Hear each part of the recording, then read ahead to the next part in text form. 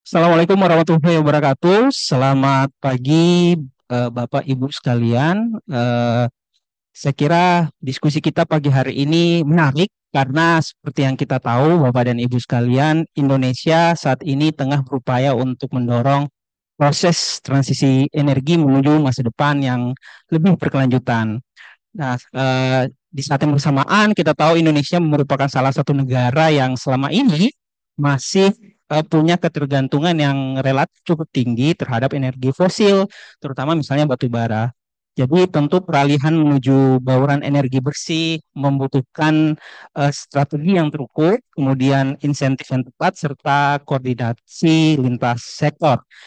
Selama ini juga kita tahu bahwa pemerintah juga sudah mengeluarkan berbagai kebijakan yang berkaitan dengan proses transisi energi, termasuk di dalamnya peraturan presiden yang mengatur tentang percepatan pengembangan energi terbarukan untuk penyediaan tenaga listrik. Dan saya kira ini juga masih selaras ya dengan upaya untuk mencapai target pemerintah secara umum, termasuk di dalamnya pengurangan emisi karbon dan pencapaian target net emission zero pada tahun 2060. Jadi hal-hal ini merupakan yang akan kita diskusikan bagaimana proses transisi energi terhadap eh, dampaknya ke perekonomian, kemudian juga terhadap misalnya bagaimana stakeholder terkait menyesuaikan kebijakan dari proses transisi energi ini sendiri.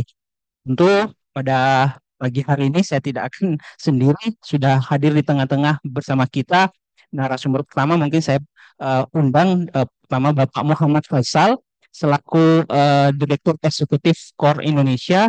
Beliau menambahkan gelar PhD di Queensland University pada bidang International Political Economy, punya pengalaman panjang di berbagai lembaga penelitian dan juga donor internasional. Nah, bicara kedua, saya juga undang Bapak Warsono, Eksekutif Vice President dari Sistem Planning di PT PLN, PT PLN Persero, perusahaan listrik terbesar di Indonesia. Beliau memiliki pengalaman luas sebagai berbagai posisi strategis di PLN. Sepanjang karirnya, beliau telah terlibat dalam berbagai inisiatif strategis dan pengembangan sektor kelistrikan, termasuk di dalamnya perencanaan operasi, sistem kelistrikan, serta peningkatan kinerja operasional. Ya. Baik, saya mungkin ke Pak Faisal dulu ya, Pak Faisal. Jadi kita tahu saat ini pemerintah tengah gencar Pak, untuk melakukan proses transisi energi, termasuk di dalamnya mendorong pemensiunan dini PLTU batubara. Nah, tentu pemensiunan dini ini akan memberikan implikasi, termasuk di dalamnya ke perekonomian. Kira-kira gambarannya seperti apa, Pak? Dampak-dampak yang kemudian bisa muncul dari rencana pemerintah dalam melakukan pemensiunan dini PLTU ini. Monggo Pak, silakan. Terima kasih, Mas Yusuf. Assalamualaikum warahmatullahi wabarakatuh. Mungkin pertama-tama saya ingin eh, membuka dulu sedikit ya. Pertama-tama saya ingin sampaikan terima kasih banyak buat Bapak, Ibu, dan rekan-rekan semua yang hadir pada hari ini. Terima kasih Pak Warsono atas kehadirannya mewakili PLN. Ada perwakilan dari regulator yang lain juga, ada dari Kemenperin, ada dari SDM, lalu juga ada perwakilan dari kampus-kampus dari UI, ITB, kemudian juga kampus-kampus yang lain. Ada dari BRIN, ada dari media juga ada, dari pelaku usaha sektor swasta juga ada dari civil society yang cukup banyak juga. Jadi terima kasih. Ini yang akan kami sampaikan di sini adalah suatu sebetulnya isu yang sudah cukup lama kita dengar ya Pak ya. Jadi ini sebetulnya isu yang lama, tapi kita menyampaikan hasil kajian kita terbaru tentu saja karena kami adalah lembaga think tank ekonomi, maka kita ingin memberikan gambaran dari sudut pandang ekonomi ya. Dan saya rasa ini karena isunya terus relevan dalam jangka panjang, sehingga apa temuan-temuan yang terjadi atau perkembangan dinamika yang terjadi ini memang terus akan mempengaruhi bagaimana prospeknya ke depan. Nah, yang kita lakukan pada saat sekarang, ya kajian ini ya dari sisi sudut pandang makroekonomi adalah paling tidak sudut pandang yang dari kita data-data yang kita dapatkan sekarang dan bagaimana kita memproyeksikannya ke depan. Baik ya. Nah, jadi Mungkin sebagai awalan bisa dibuka Mas Zaki yang slide yang berikutnya. Oh, ada klikernya. Maaf, hadap ke sini. Oke, baik. Ini sebagai pembuka, Bapak Ibu sekalian. Saya mungkin ingin mengawali dari konteks jangka panjang dulu, apalagi juga masuk pemerintahan yang baru, ya. Dari konteks yang paling makro sekali, karena kita baru Bappenas terutama baru mengeluarkan rencana pembangunan jangka panjang sampai 2045, ya. Di mana sebetulnya lepas dari keinginan presiden untuk sampai 8%, sebetulnya rencana untuk akselerasi pertumbuhan ekonomi itu sudah dilakukan sebelum presiden yang baru, ya. Jadi RPJPN kan sudah dirancang dari tahun tahun kemarin, bahkan 2 tahun yang lalu, ya, kalau dari sisi persiapan. Nah, jadi itu sudah ada target-target untuk mempercepat bagaimana supaya lebih dari 5%. Jadi targetnya adalah 6 sampai 7%, dan yang sudah diketok, yang sudah disetujui oleh DPR. Nah, jadi ini kita bisa lihat di sini berdasarkan 4 tahapan 5 tahunan, ya, dari 2024 sampai 2045, 2025 sampai 2045, ini kurang lebih seperti ini petanya. Nah, jadi 5 tahun pertama, maaf saya nggak terlalu bisa lihat tulisannya kecil, 5 sampai 6,1, kemudian lebih tinggi lagi di periode berikutnya, terus begitu, ya. Artinya adalah bahwa ada upaya untuk mendorong percepatan pertumbuhan ekonomi, artinya aktivitas ekonomi itu akan didorong lebih banyak, lebih intensif, lebih luas, ya. Konsekuensi daripada itu adalah tentu saja dibutuhkan energi yang lebih banyak, karena untuk mendorong ekonomi butuh energi. Nah, energinya akan lebih lebih banyak akan digunakan. Kalau kita melihat bauran energi yang ada sekarang, tentu saja kan lebih banyak memang di fossil fuel, ya, yang tidak terbarukan.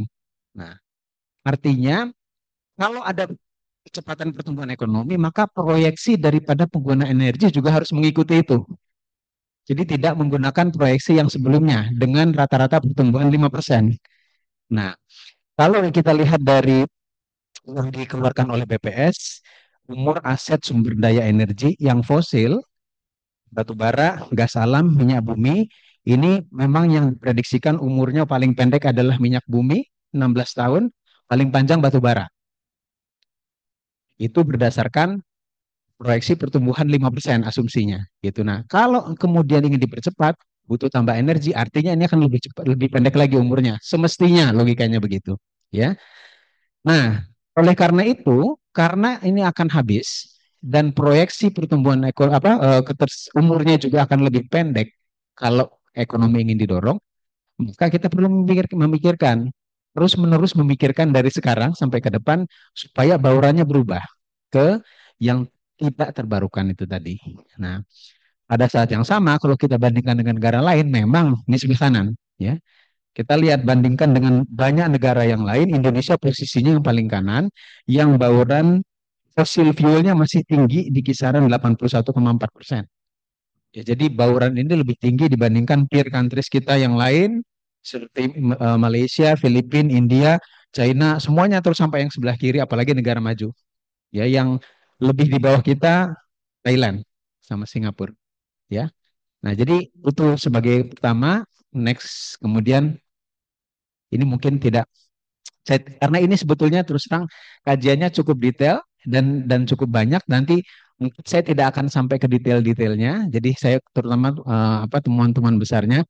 Kalau nanti ada pertanyaan yang lebih teknis, nanti ada tim dari riset dari Core yang akan bisa menjawab, ya. Dari sini ada tim riset Core, dipimpin juga ada Pak Ishak dan teman-teman yang lain. Ini tim yang luar biasa menurut saya karena bisa menghasilkan kajian ini yang cukup kompleks sebetulnya, ya.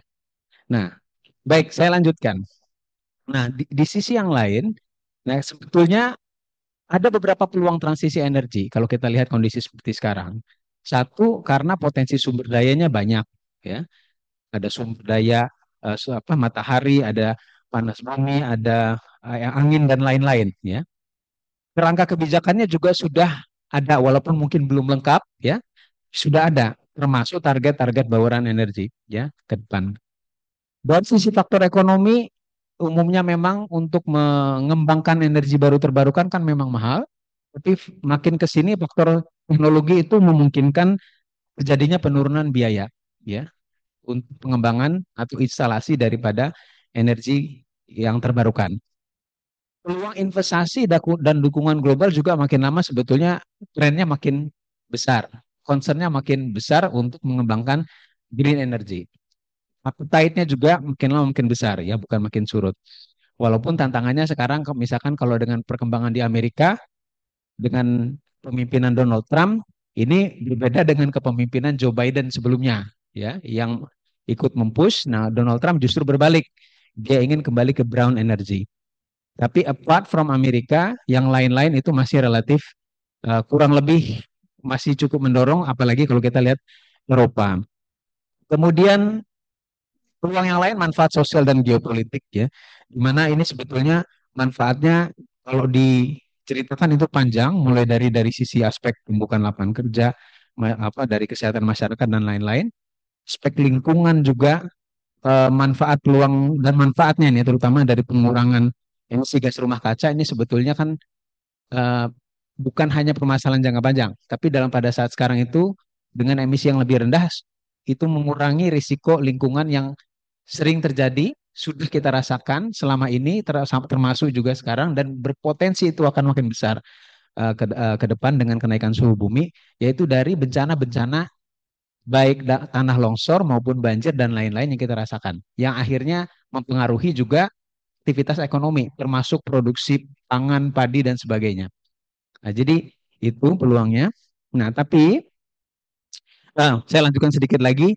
Kalau kita spesifik masuk ke batu bara, nah ini kita sudah banyak tahu. Saya tidak ingin jelaskan terlalu panjang bahwa memang batu bara ini banyak disorot dari berbagai macam dampak negatifnya, mulai dari perubahan iklim, kesehatan, ekosistem perairan, sosial ekonomi. Ya, saya sendiri sebetulnya sudah uh, mulai meriset ini sudah sejak lama, sejak 2009 waktu saya ambil PhD, tesisnya saya tentang batu bara, salah satu case study-nya.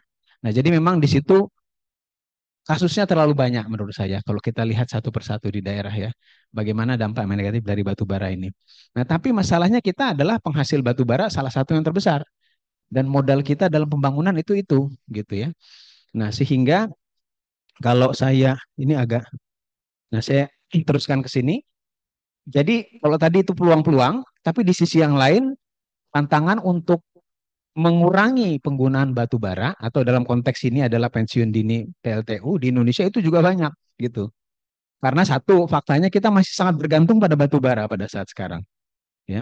Lalu secara teknis dan infrastruktur tantangan geografi juga secara kepulauan, kemudian rendahnya produksi energi terbarukan pada saat sekarang itu juga menjadi salah satu tantangan untuk bisa mengembangkan atau memensiunkan dari sisi batu bara. Jadi kalau mau dikurangi batu baranya, dikurangi fosil fuelnya, siap nggak energi baru terbarukan mengkompensasi ya penurunan yang terjadi di fosil fuel itu yang pertama. Lalu dari sisi ekonomi dan keuangan juga ya ada dampak yang terjadi dari sisi peningkatan biaya tentu saja ya. Yang ini perlu dipikirkan bagaimana insentifnya. Nah, dari sosial dan regulasi, masyarakat di daerah juga masih banyak yang bergantung pada batu bara, terutama daerah-daerah penghasil batu bara gitu. Dan saya sendiri sebetulnya berasal dari salah satu daerah penghasil batu bara terbesar. Saya lahir di Kaltim ya, di IKN. Jadi saya tahu persis dari kecil bagaimana batu bara itu merupakan satu bukan hanya andalan bagi masyarakat, tapi juga dari lokal-lokal elit yang ada di sana ya di pemerintahan. Lalu secara politik dan kelembagaan juga masih ada resistensi kuat ya untuk kemudian me mengurangi penggunaan batu bara ya. Dan yang terakhir tentu saja dampak lingkungan daripada transisinya sendiri.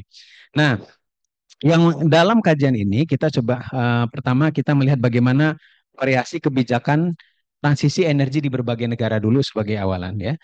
Nah, ini ada tiga kelompok kalau kita mau kelompokkan. Yang pertama yang disebut train in, yang kedua buy out, yang ketiga crowd out. Ini berdasarkan pengalaman cross country ya. Yang rain in ini artinya adalah transisi energinya atau pemensiunan dini daripada batubara PLTU itu dengan satu regulasi, kanan regulasi, paksaan regulasi yang ketat ya. Jadi ada standar lingkungan yang ketat, pakai pajak, pakai harga apa carbon trading, kemudian juga pencabutan izin operasi untuk yang ingin cepat pensiunan PLTU batubara. Yang kedua, buyout agak sedikit lebih lenient ya karena ada paksaan regulasi juga. Nah, cuma negara, pemerintah itu menyediakan kompensasi bagi operator PLTU yang memensiunkan dini. Ya, ada skema lelang atau yang tidak lelang itu juga terjadi di banyak negara. Ini contoh-contohnya ada di Jerman, ada di Chile. Ya. Yang paling lenient adalah yang kanan, yang crowd out. Tidak ada pemaksaan dari sisi regulasi, tidak ada pemaksaan secara langsung maksudnya, tapi di trigger, di stimulus ya dengan skema, insentif dan disinsentif ya. Misalnya kalau dari insentif, insentif diberikan ke renewable energinya dalam bentuk pembebasan pajak, subsidi, dan di sisi yang lain disinsentif untuk PLTU-nya. Nah ini dicontoh banyak negara juga termasuk diantaranya Spanyol.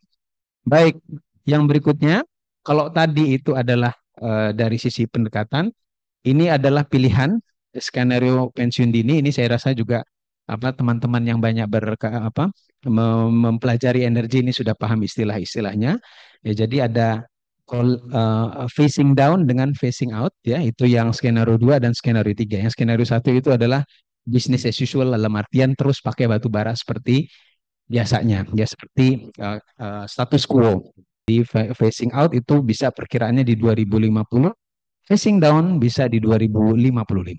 Nah, baik. Nah, sekarang tujuan dan cakupan kajian. Ya, jadi ini kompleks sebetulnya yang dianalisis, aspeknya banyak ya. Kita ingin membatasi berdasarkan untuk menyesuaikan dengan rentang waktu yang tersedia ya. Salah satunya bukan berarti kita tidak bisa, tapi kita tahu ini bahwa permasalahannya lebih kompleks, kita perlu kajian ini menyederhanakan untuk bisa keluar dengan outputnya. Nah, yang pertama adalah kita mencoba mengukur dampak pensiun dini PLTU terhadap ekonomi dengan 3 indikator makro, yaitu adalah PDB nasional, fiskal, dan juga lapangan kerja. Ya, di sektornya juga 2, ya, batu bara dan ketenaga listrikan. Yang kedua, tujuannya adalah melihat peluang ekonomi ketika ingin mengembangkan penggantinya, yaitu adalah tenaga surya, yaitu bagaimana kontribusinya terhadap PDB, ya baik itu manufaktur dan juga jasa PLTS-nya, kemudian juga penciptaan lapangan pekerjaan sampai kepada potensi manfaat dari fiskal ya pendapatan. Dan yang ketiga adalah rekomendasi berdasarkan 2 poin di atas. Cakupannya, nah cakupan ini yang kita lakukan sekarang ini adalah dengan asumsi bahwa transisi dari PLTU batubara ke renewable energy LTS saja ya. Jadi kan asumsinya itu kan sebetulnya transisinya kan bisa banyak, bisa PLTS, bisa panas bumi dan lain-lain. Nah, kita batasi di PLTS saja ya karena tentu saja akan lebih panjang lagi nanti perhitungannya kalau memperhitungkan yang lain-lain. Nah, jadi ini dari yang dilakukan tadi ini. Lalu ini juga tahap tingkat nasional, kita tidak melihat tingkat regional atau lokal nanti bagaimana gitu ya. Lalu yang kedua, analisis dampaknya itu hanya fokus kepada satu tadi, PDB, kemudian fiskal, dan ketiga tenaga kerja. Ya. Yang ketiga ini tidak mengkaji aspek-aspek di luar itu. Misalnya itu ada dampak nanti terhadap bagaimana ekspor batu baranya itu enggak gitu ya. Lalu atau dampaknya terhadap aspek di luar ekonomi, kesehatan, lingkungan. Nah ini tidak banyak disinggung di sini. Nah, sebagai gambar lebih jelas, kalau dalam bagan kita coba gambarkan kurang lebih seperti ini. Jadi cakupan studinya, yang di atas itu mata rantai PLTU batubara. Jadi tadi kan kita lihat dari PLTU batubara sama PLTS yang surya sebagai renewable energinya ya. Dari PLTU batubara ke PLTS. Yang atas itu mata rantai PLTU batubara. Dari tambangan, transportasi batubaranya, kemudian PLTU, baru ada yang diekspor juga. Nah, yang menjadi cakupan dari kajian ini 2, yaitu di tambang dan di PLTU-nya. Jadi kita tidak hitung sektor ekonomi yang muncul dari dampak yang muncul di transportasinya misalnya atau di ekspor batu baranya. Nah, itu yang pertama. Yang kedua yang bawah, PLTS ini mata mata rantainya panjang, lebih kompleks karena manufaktur dan teknologi ya. Nah, jadi dia mulai dari pertambangannya, silika, kemudian sampai air dan selnya, kemudian modul photovoltaik, kemudian baterai, inverter dan lain-lain. Nah, yang dihitung dalam kajian ini tiga mata rantai, yaitu modul, kemudian solar fotovoltaiknya, ya PLTS-nya, lalu baterai. Ya dua kalau dalam ekonomi duanya berarti manufacturing itu yang modul sama baterai, yang solar photovoltaik itu yang jasanya, ya. Kerangka pemikiran, ya. Kerangka pemikiran tiga aspek yang dilihat. Aspek ekonomi, fiskal dan sosial. Karena tadi PDB, penerimaan dan belanja negara, lalu sosialnya adalah tenaga kerja. Kita lihat dari dua layers juga, yang di atas adalah dampak pensiun dini seperti apa. Layers yang kedua adalah potensi energi terbarukan seperti apa. Jadi dampaknya pengurangan dari batu baranya atau PLTU-nya, yang di bawah itu potensi pengembangan suryanya. Nah, jadi kita lihat dari aspek itu ya. Ini saya nggak lihat satu persatu. Metodologi mungkin tidak banyak saya jelaskan di sini, tapi intinya adalah bahwa kita dari tiga tujuan penelitian tadi, kita melihat beberapa dari sisi makro ada PDB, fiskal, tenaga kerja, dan juga mitigasi. Kita pakai data-data sekunder, tapi kita juga ada satu data primer ketika melihat bagaimana dari sisi kebijakan. Nah, itu dengan data primer kita wawancara dengan metode AHP. Yang lain-lain kita pakai data sekunder untuk dengan metode ada CGI, ada Good Value Added Analysis, ada Fiscal Impact Analysis dan lain-lain. Baik. Nah, sekarang ketemuan langsung ya. Pertama, dampak ekonomi. Dampak ekonominya mulai dari yang sektor batubara.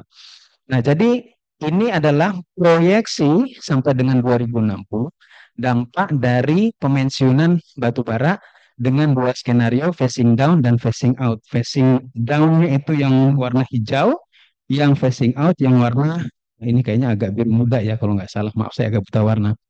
Nah, jadi kita bisa lihat di sini dengan bisnis as usual, tentu saja GDP yang dari sektor batubara akan naik terus ya.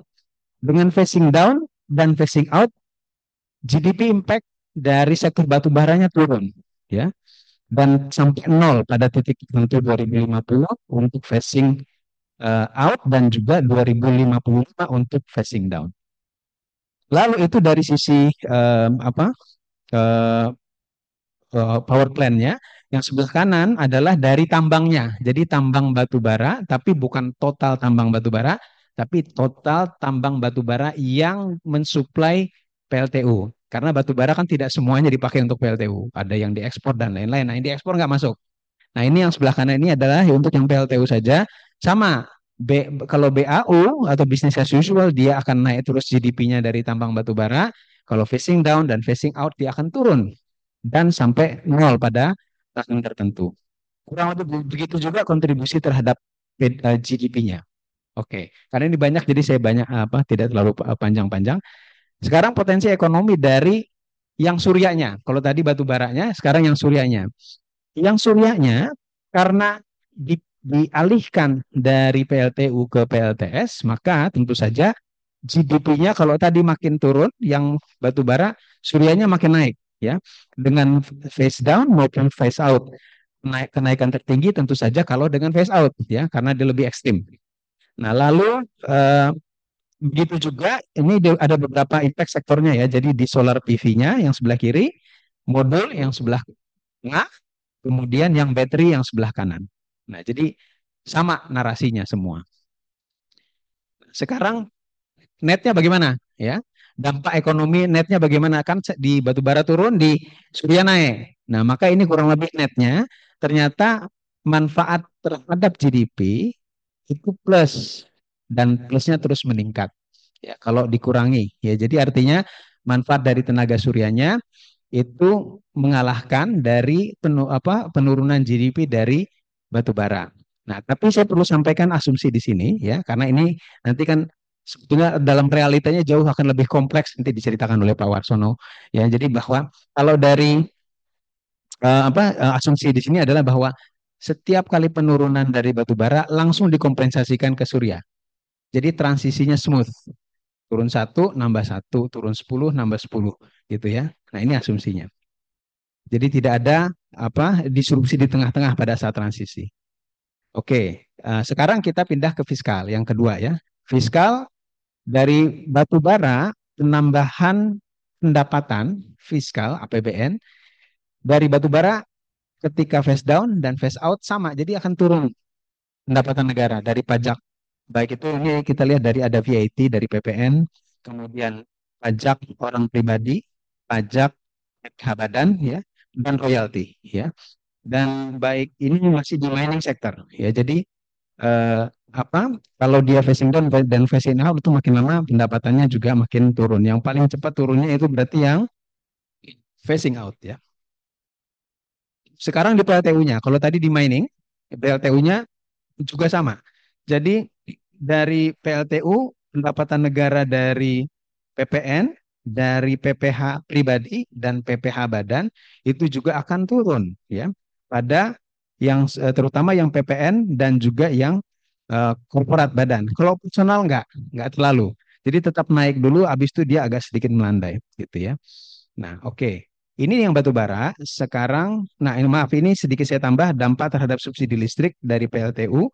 Di sini dari perhitungan subsidi dari negara itu akan berkurang ya. Subsidi dan kompensasi listrik PLTU-nya akan berkurang dengan skema phase down dan yang paling tinggi adalah dari skema phase out ya pengurangannya.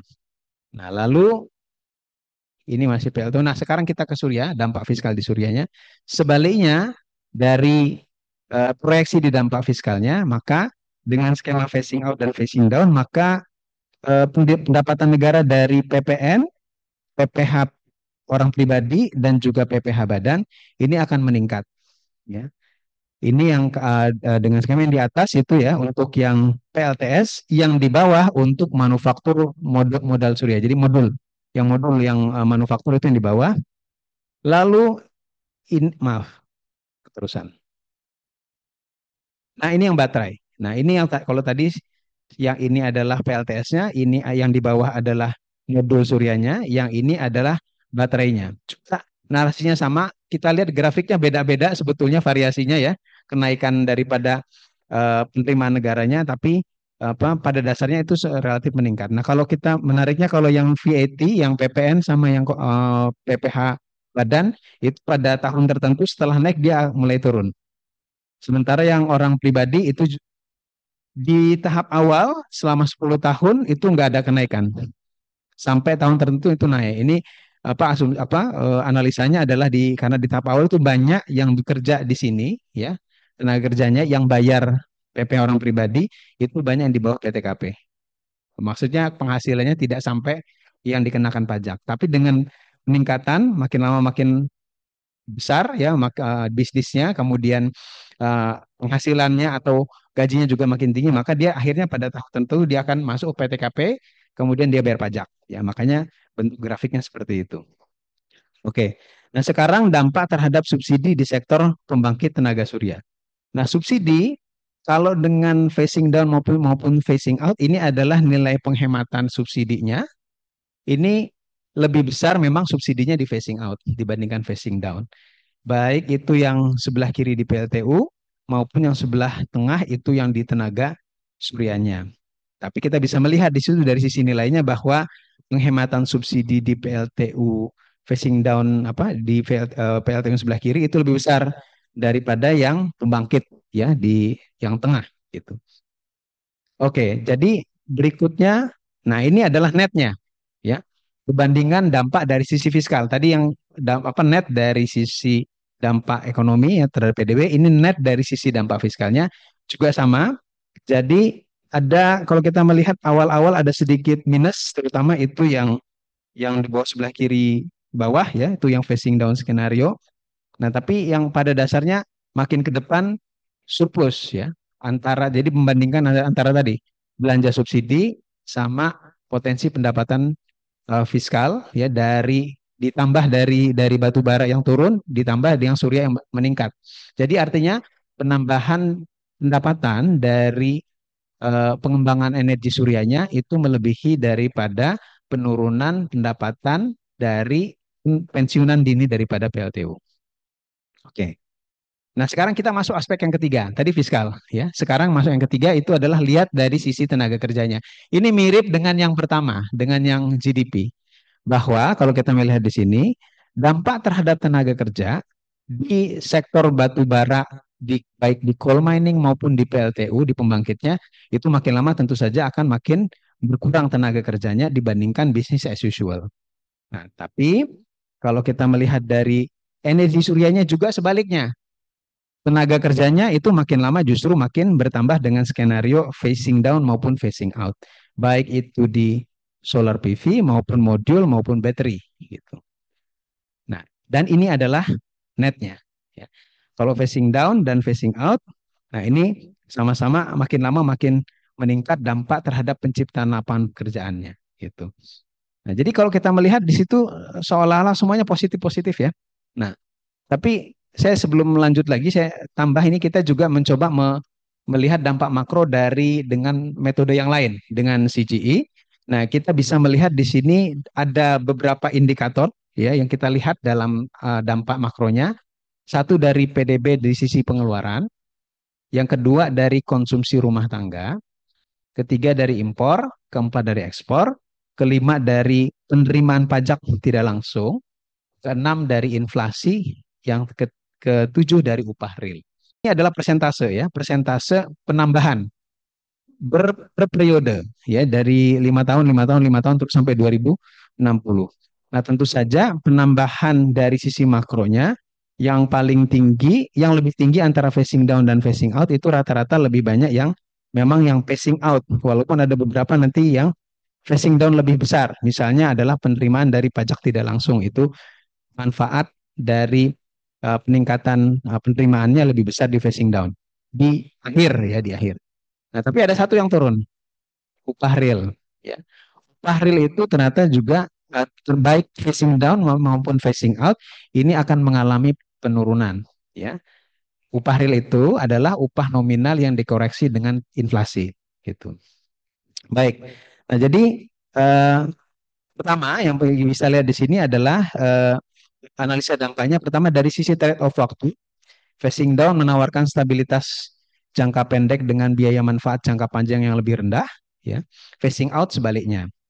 Dari sisi struktur ekonomi, phasing out itu mendorong transformasi ekonomi yang lebih menyeluruh dengan daya saing ekspor yang lebih tinggi.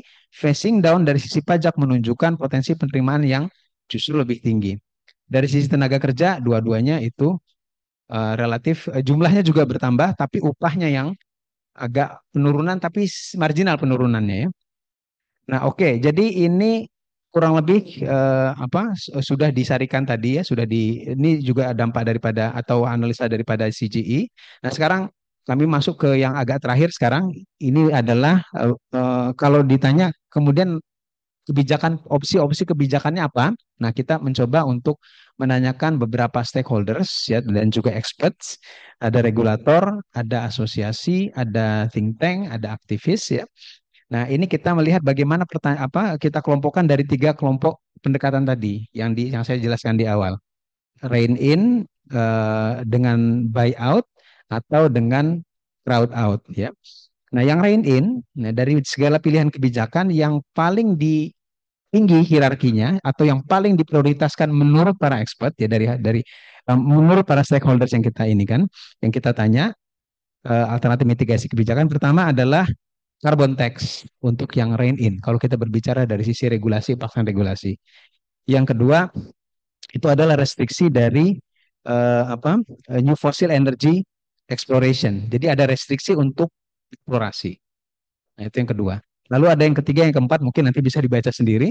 Nah, saya langsung masuk ke yang buyout yang tadi dengan pendekatan paksaan tapi ada kompensasi dari pemerintah. Artinya memang ada konsekuensi beban dari sisi anggaran ya.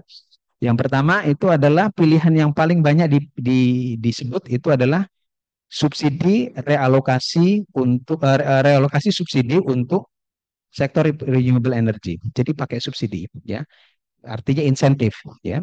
Yang kedua kompensasi untuk gaji ya ya, terutama dengan untuk yang fossil energy workers tadi ya, karena dia dikurangi, itu ada kompensasi untuk penurunan dari upahnya atau pendapatannya. Lalu ada juga retraining program dan lain-lain. Tapi dua yang paling tinggi itu kalau dengan pendekatan buyout pakai kompensasi. Yang ketiga itu yang tadi pakai skema insentif disinsentif ya. Nah, yang paling besar, yang paling tinggi rankingnya itu adalah tax insentif untuk R&D renewable energy ternyata. Nah, yang kedua adalah scaling up uh, renewable energy economics ya. Jadi skalanya diperbesar. Yang ketiga baru kemudian awareness ya untuk dari public awareness kepada terkait dengan renewable energy. Nah, jadi kalau disimpulkan, kalau kita mau gabungkan antara ini ya kita tidak sekat-sekat antara rain in maupun buy out maupun crowd out, maka kurang lebih yang paling tinggi yang sebelah kanan itu kita bisa lihat pajak karbon, realokasi subsidi pada sektor energi terbarukan, yang ketiga pemberian insentif pajak investasi R&D energi terbarukan. Baik, nah saya simpulkan sedikit. Yang pertama, dampak ekonomi transisi energi. Jadi dari dampak PDB-nya, skenario phase down maupun phase out itu menyebabkan penurunan kontribusi PDB pada sektor PLTU dan juga pada tambangnya, ya. Tapi pengembangan PLTS itu berpotensi mengkompensasi penurunan PDB yang di batubara, ya. Kemudian dampak fiskal, penerimaan pajak dari sektor batubara juga sama, skenario phase out maupun phase down itu menyebabkan penurunan signifikan ya dari pendapatan pemerintah termasuk juga dari royalti di sektor batubara dan juga PLTU, tapi kemudian ada tambahan pendapatan dari yang surya. Tenaga kerja juga begitu, ada penurunan nanti di tenaga kerja di PLTU maupun juga di pertambangan batubara, tapi kemudian ada penciptaan lapangan pekerjaan yang banyak justru di mata rantai produksi daripada panel surya ya yang mata rantainya panjang ternyata banyak gitu ya. Oke, nah terakhir ini sebagai penutup untuk diskusi kita. Jadi yang pertama ini memang titik kritisnya adalah di transisinya yang seperti sampaikan tadi bahwa memang perlu sinkronisasi yang kuat dalam proses transisi antara proses pemensiunan PLTU-nya dengan peningkatan atau pengembangan suplai energi terbarukannya. Karena kalau transisinya tidak smooth, maka akan muncul masalah-masalah teknis dalam proses transisinya nanti. Yang kedua, realokasi subsidi ke sektor energi baru terbarukan. Nah, mengalihkan subsidi dari sektor energi fosil ke pengembangan dan implementasi teknologi energi terbarukan termasuk PLTS dengan fokus pada pengurangan biaya instalasi dan peningkatan daya saing harga. Karena kalau dalam konteks PLTS yang paling besar biayanya di instalasinya. Jadi memang subsidinya mengarah ke sana atau insentifnya mengarah ke sana. Yang ketiga, insentif pajak untuk investasi R&D energi terbarukan menyediakan keringanan pajak bagi perusahaan yang melakukan investasi pada R&D di energi terbarukan, baik itu panel surya maupun juga sistem penyimpanan baterai.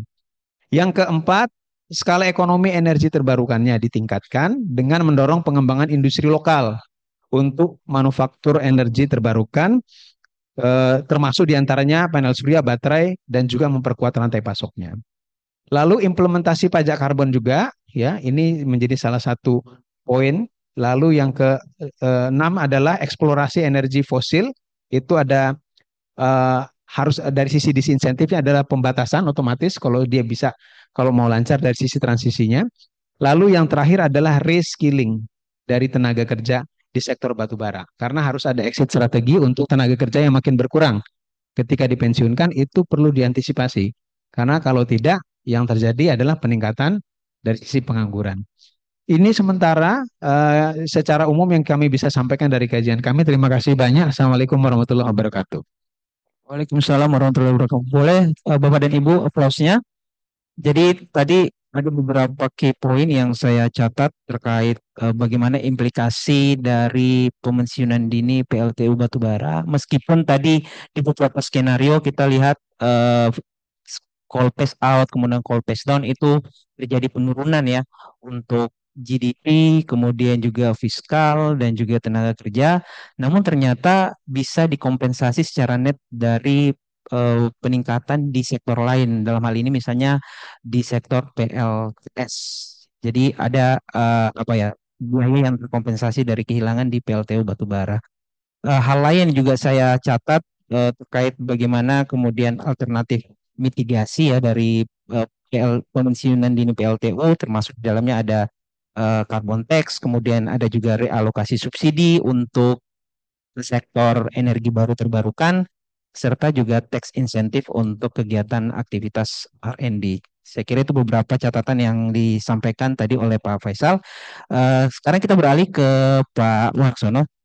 Tadi di slide-nya Pak Faisal ada yang saya catatin biaya decommission PLT itu relatif mahal ya. Dan kalau kita bicara ke transisi ke energi bersihnya itu punya tantangan tersendiri. Nah, mungkin kita bisa di brief Pak, kira-kira bagaimana perkembangan apa pensiunan PLT batubara, terutama dampaknya ke listrikan, sektor kelistrikan di yang menjadi tanggung jawabnya PLN, dan juga bagaimana dampak secara keseluruhan lah Pak ketika misalnya ada skenario PLTU yang dipensiunan di ini. Silakan Pak. Assalamualaikum warahmatullahi wabarakatuh. Selamat pagi dan salam sejahtera untuk kita semua.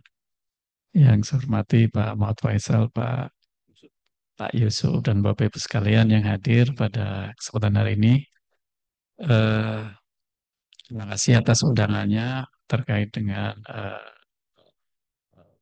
pensiunan dini dan dampak terhadap ekonomi ini. Terima kasih Pak Faisal, saya mendapatkan banyak pencerahan terkait dengan bagaimana dampak dari eh, strategi ini ke perekonomian Indonesia secara seluruhannya.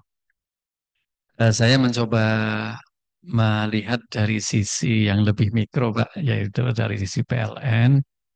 eh, Bagaimana sih sebenarnya kira-kira strategi untuk karbonisasi dari PLTU ini, termasuk mungkin dampak-dampak perhitungannya.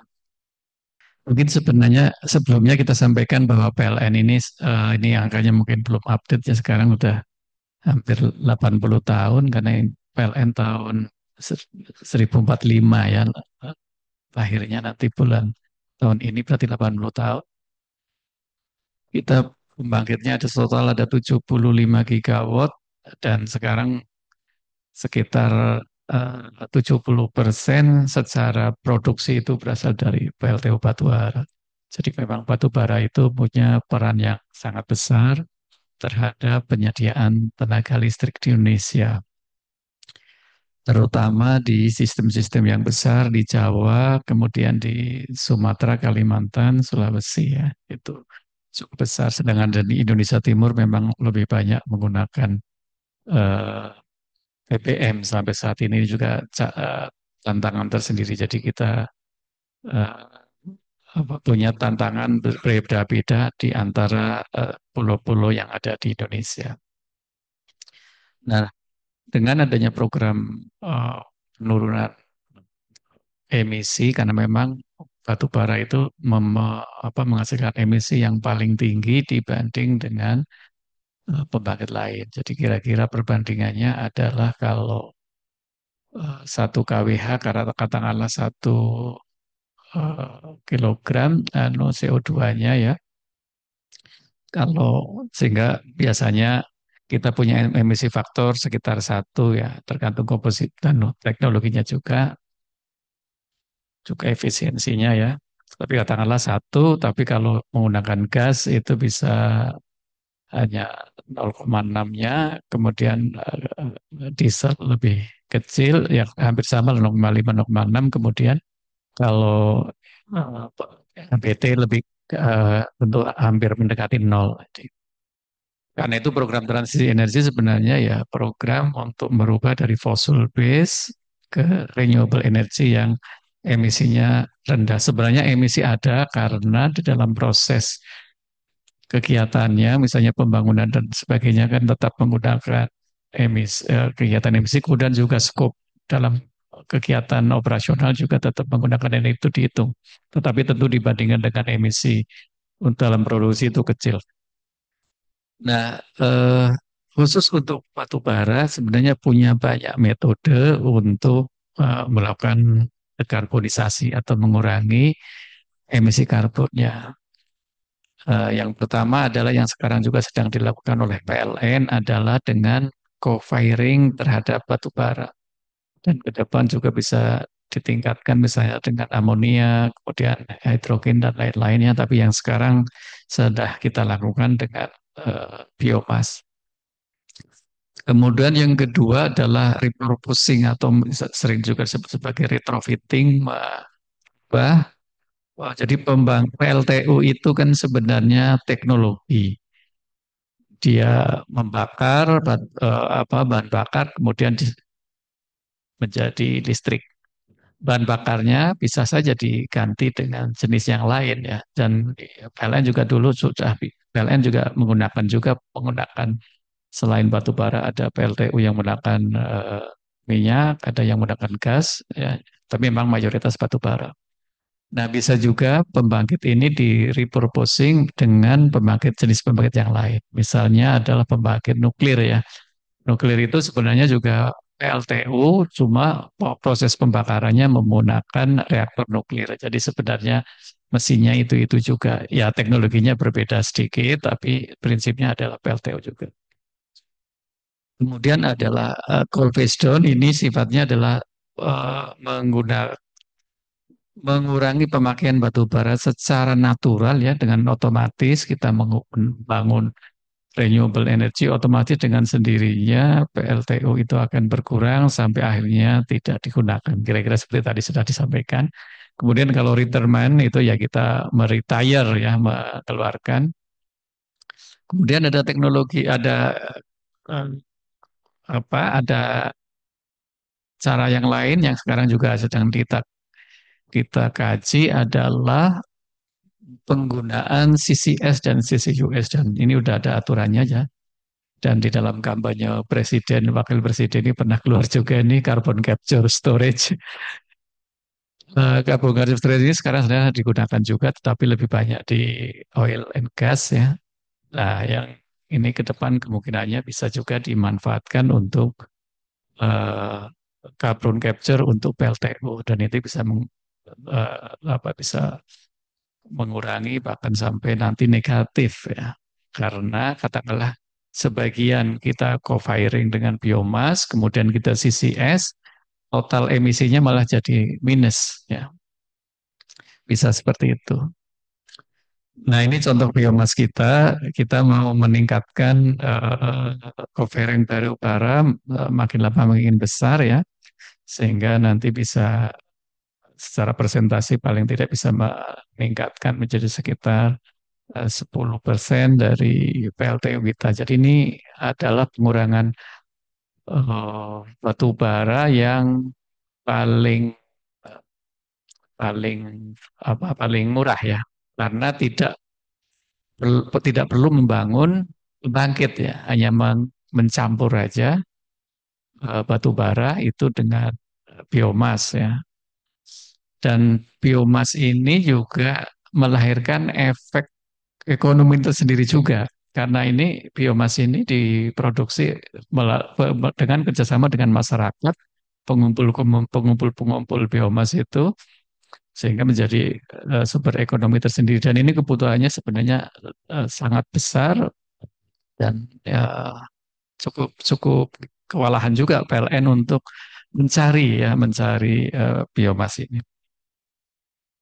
Hanya saja memang ini kendalanya salah satunya harga, Pak. Karena kita justru termasuk eksportir biomas nomor 3 di dunia ya. Karena memang harga ekspor lebih tinggi daripada untuk jadi ini sama dengan batu bara juga ya. Batu bara ini kan ekspor lebih lebih mahal daripada di dalam negeri karena pakai DMO. Nah, ini jadi salah satu masalah ekonomi juga. Kemudian berikutnya adalah menggunakan, mohon maaf ini. Nah, ini yang kedua adalah kalau phase down itu otomatis akan menurunkan secara bertahap ya. Setiap tahun begitu yang paling bawah ini adalah batu baranya ya. ketika renewable-nya meningkat, otomatis akan mendesak PLTU batu bara itu menurun. Jadi ini secara natural akan seperti itu. Begitu pembangkit EPT masuk, otomatis batu bara menurun. Ini kerembun dengan pola phase down ya. Nah, ini terkait dengan early retirement. Nah, ini kalau early retirement ini kita mensyaratkan ada dua ya. Nah, ini sudah kajian kita dengan EDP dan ini sedang berproses. Yang pertama adalah reliability atau sistem neutral. Jadi supaya dengan pembangkit itu dikeluarkan dari sistem, maka pertama harus ada pembangkit yang bisa menggantikan dengan level reliability yang sama. Sehingga di dalam realisasinya, untuk contoh misalnya di PLTU Cirebon, maka kita perlu mengganti dengan pembangkit yang lain dan harus memperkuat di transmisi. Jadi ada dua komponen yang harus dimasukkan di situ untuk mencapai cost netral. Artinya setelah keluar PLTU ini tidak mengurangi sistem reliability. Kemudian yang kedua adalah cost, karena di risiko cost ini terjadi peningkatan karena adanya investasi yang cukup besar ya, sehingga ini perlu mendapatkan support dari pemerintah atau dari lembaga internasional. Ini dalam hal ini adalah yang khusus untuk Cirebon kita dari EDP. EDP akan memberikan kompensasi dalam bentuk pinjaman yang kalau dihitung-hitung itu akan memberikan cost secara netral. Kira-kira seperti itu, dan ini sedang proses. Nah, reduksinya kira-kira dengan early retirement ini adalah, contohnya ini 7 tahun, berarti selama 7 tahun akan terjadi penurunan ya, reduksinya kira-kira seperti itu. Nah, ini tergantung nanti dari salah satunya adalah carbon credit itu nanti akan seperti apa atau carbon tax seperti apa ya. Makin carbon tax itu ditentukan maka akan menjadi semakin visible. Ini contoh yang kita lakukan. Jadi untuk menggantikan katakanlah sekitar 600 PLTU batu bara itu kita perlu membangun EBT Renewable Energy itu 2.400 ya. Kenapa 2.400? Ini ada hitungannya sendiri ya. Yaitu dari PV dan BESS, kemudian PV sendiri, kemudian ada kalangan ada geothermal dan wind atau yang lain ya. Intinya kebetulan kita ngambil seperti itu. Kalaupun diganti dengan PV saja juga bisa, tetapi tentu perhitungannya juga berbeda. Dan ini ada berapa juta ton yang bisa direduksi, kemudian juga beberapa biaya yang peningkatan biaya. Kemudian dari sini kita bisa hitung bahwa avoidance cost apa biaya untuk penggantian karbon itu adalah 45 USD per ton. Ini dari hitungan kita. Jadi biaya untuk karbon carbon avoidance-nya itu kira-kira 45 USD per ton. Jadi cukup mahal untuk yang kasus ini.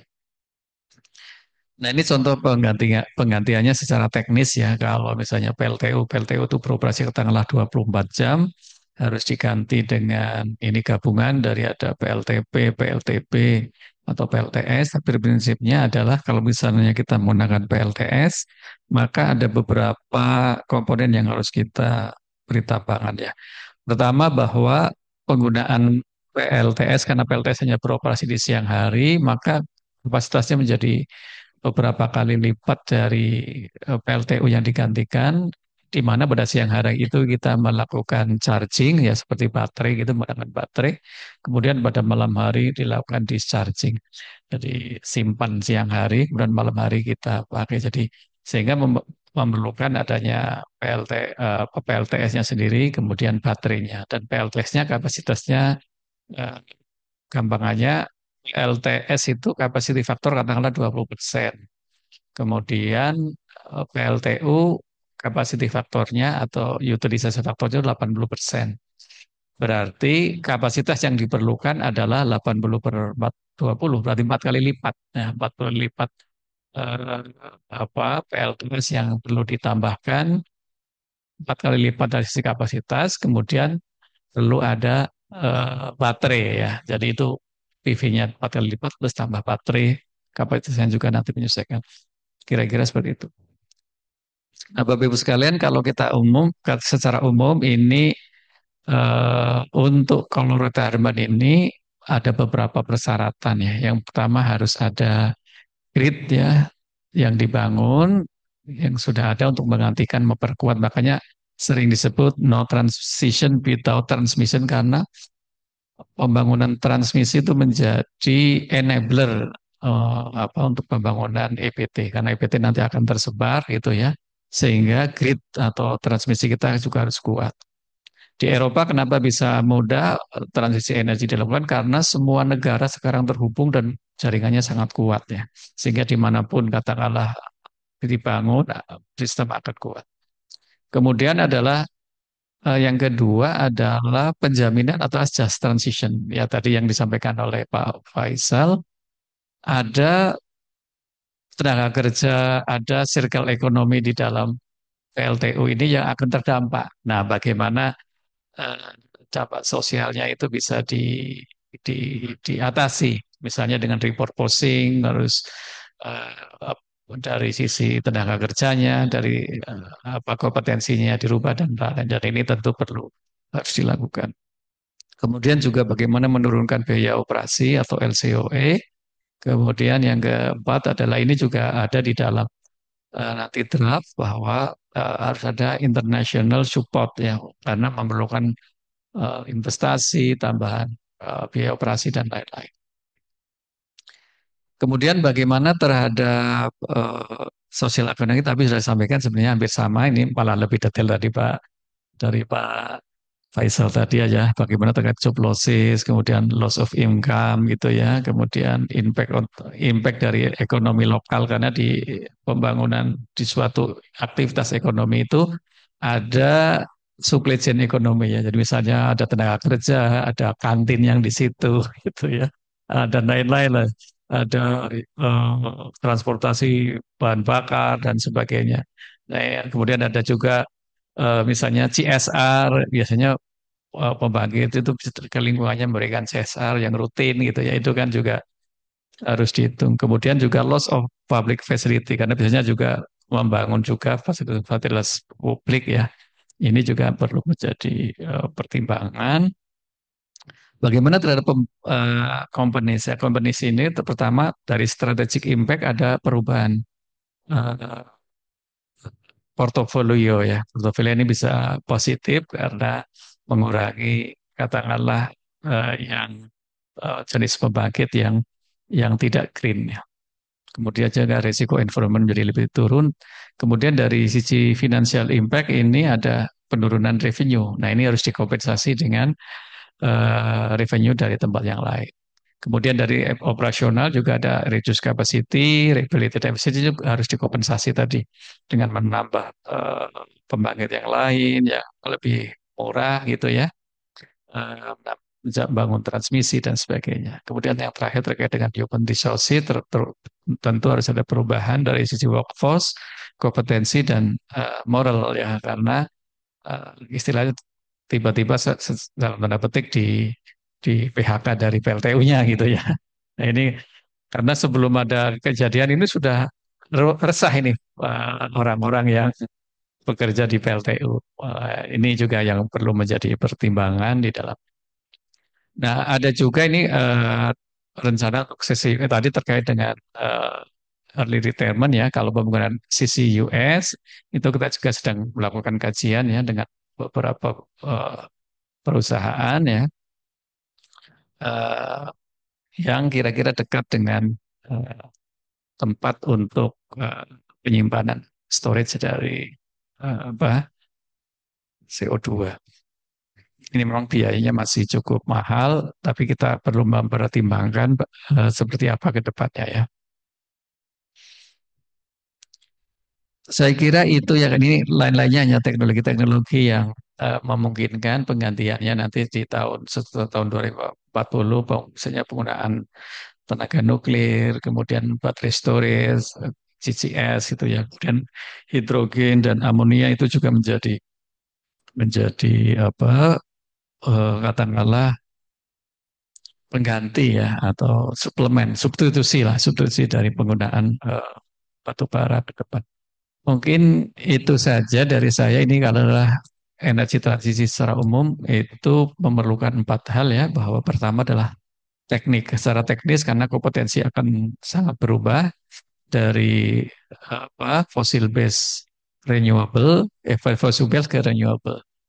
Fossil base itu secara kompetensi adalah banyak menggunakan mesin-mesin berputar ya, pembangkit, turbin, kira-kira seperti itu. Nanti kalau menggunakan PLTS itu sudah menggunakan power elektronik, lebih banyak menggunakan elektronik. Jadi kompetensinya juga tidak ada lagi mesin-mesin yang berubah, yang besar, yang panas-panas itu sudah agak ada ya. Kemudian yang kedua adalah digitalisasi menjadi sangat penting karena kontrolnya sudah, yaitu mesinnya ini sudah beroperasi sepenuhnya dari alam.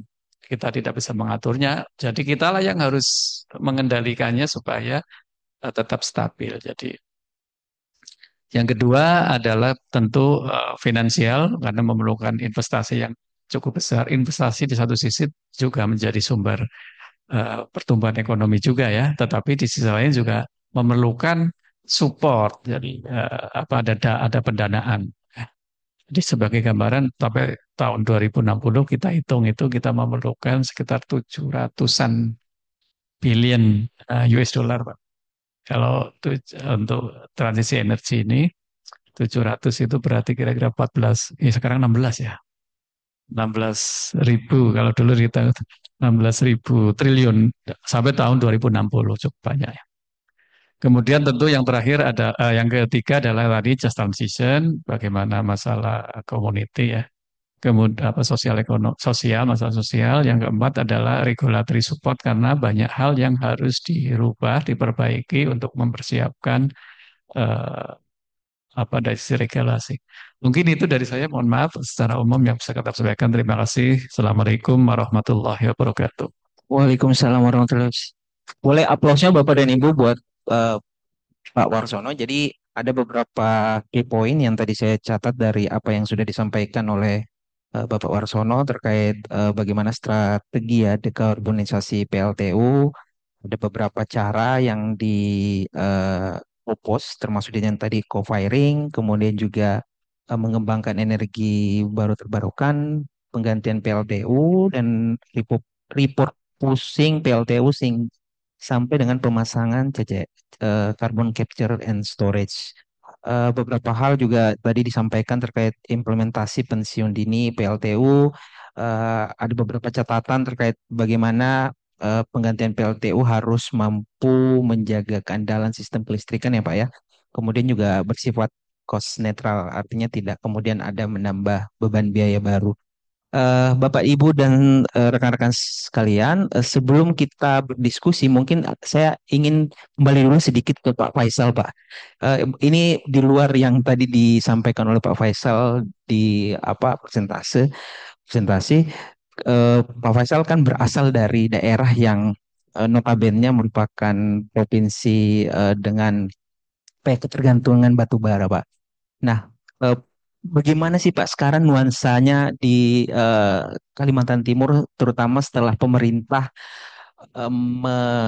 mempropos kebijakan yang berkaitan dengan pemensiunan dini PLTU dan itu kan tentu ada kaitannya dengan permintaan batu bara. Apakah sekarang mungkin aktivitas dari batu baranya sudah relatif berkurang atau seperti apa Pak? Mungkin ini rasa penasaran aja Pak. Monggo Pak. Ya. Eh, karena rencana pemensiunan ini juga kan jangkanya panjang ya. Itu apalagi kalau mungkin arahnya, mungkin saya koreksi, mungkin kalau arahnya nanti kebijakannya lebih ke phasing down daripada phasing out ya. Jadi kalau kondisi sekarang di Kaltim ya masih bisnis as usual gitu.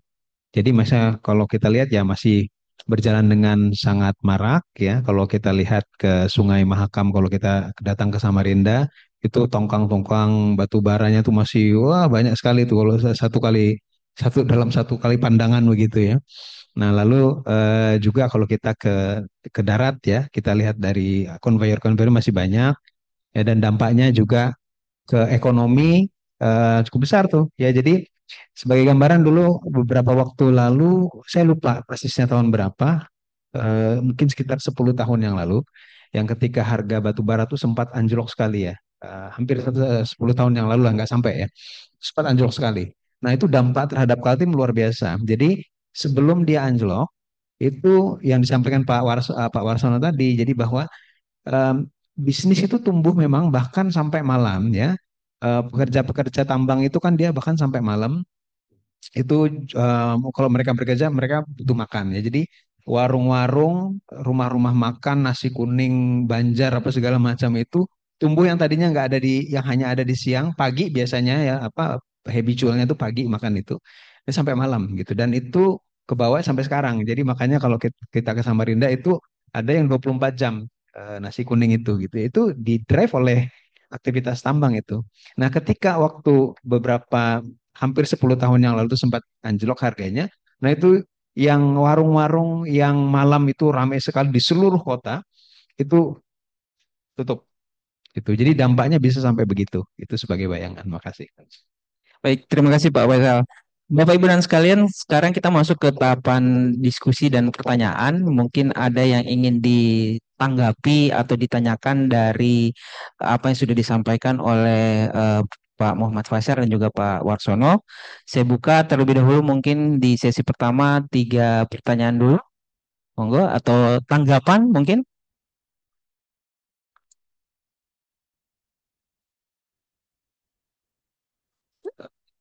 Sekarang juga kalau nggak salah ada teman-teman dari CSO yang hadir, ada dari eh, Celios, kemudian ada dari Tara, dan juga dari eh, IESSR ya. Mungkin eh, dari teman-teman TSU mungkin ada komentar. Oke, ada mungkin? Silakan. Oke, terima kasih. Eh, ini saya yang merespon tadi yang disampaikan Pak Faisal ya, terkait Ya. dengan carbon tax gitu ya. Jadi saya memang kami setuju itu segera diberlakukan karena eh, dari beberapa temuan kami gitu ya di kayaknya rasio pajak batu bara itu jauh lebih rendah daripada minyak bumi. Karena perlakuannya juga berbeda kan antara minyak bumi dengan batu bara. Jadi kalau misalnya itu bisa diterapkan, kayaknya eh, ini juga bisa jadi sumber pendapatan untuk negara yang nantinya bisa dibelanjakan untuk RI ini. Jadi sebenarnya kita sangat berharap bahwa si pajak apa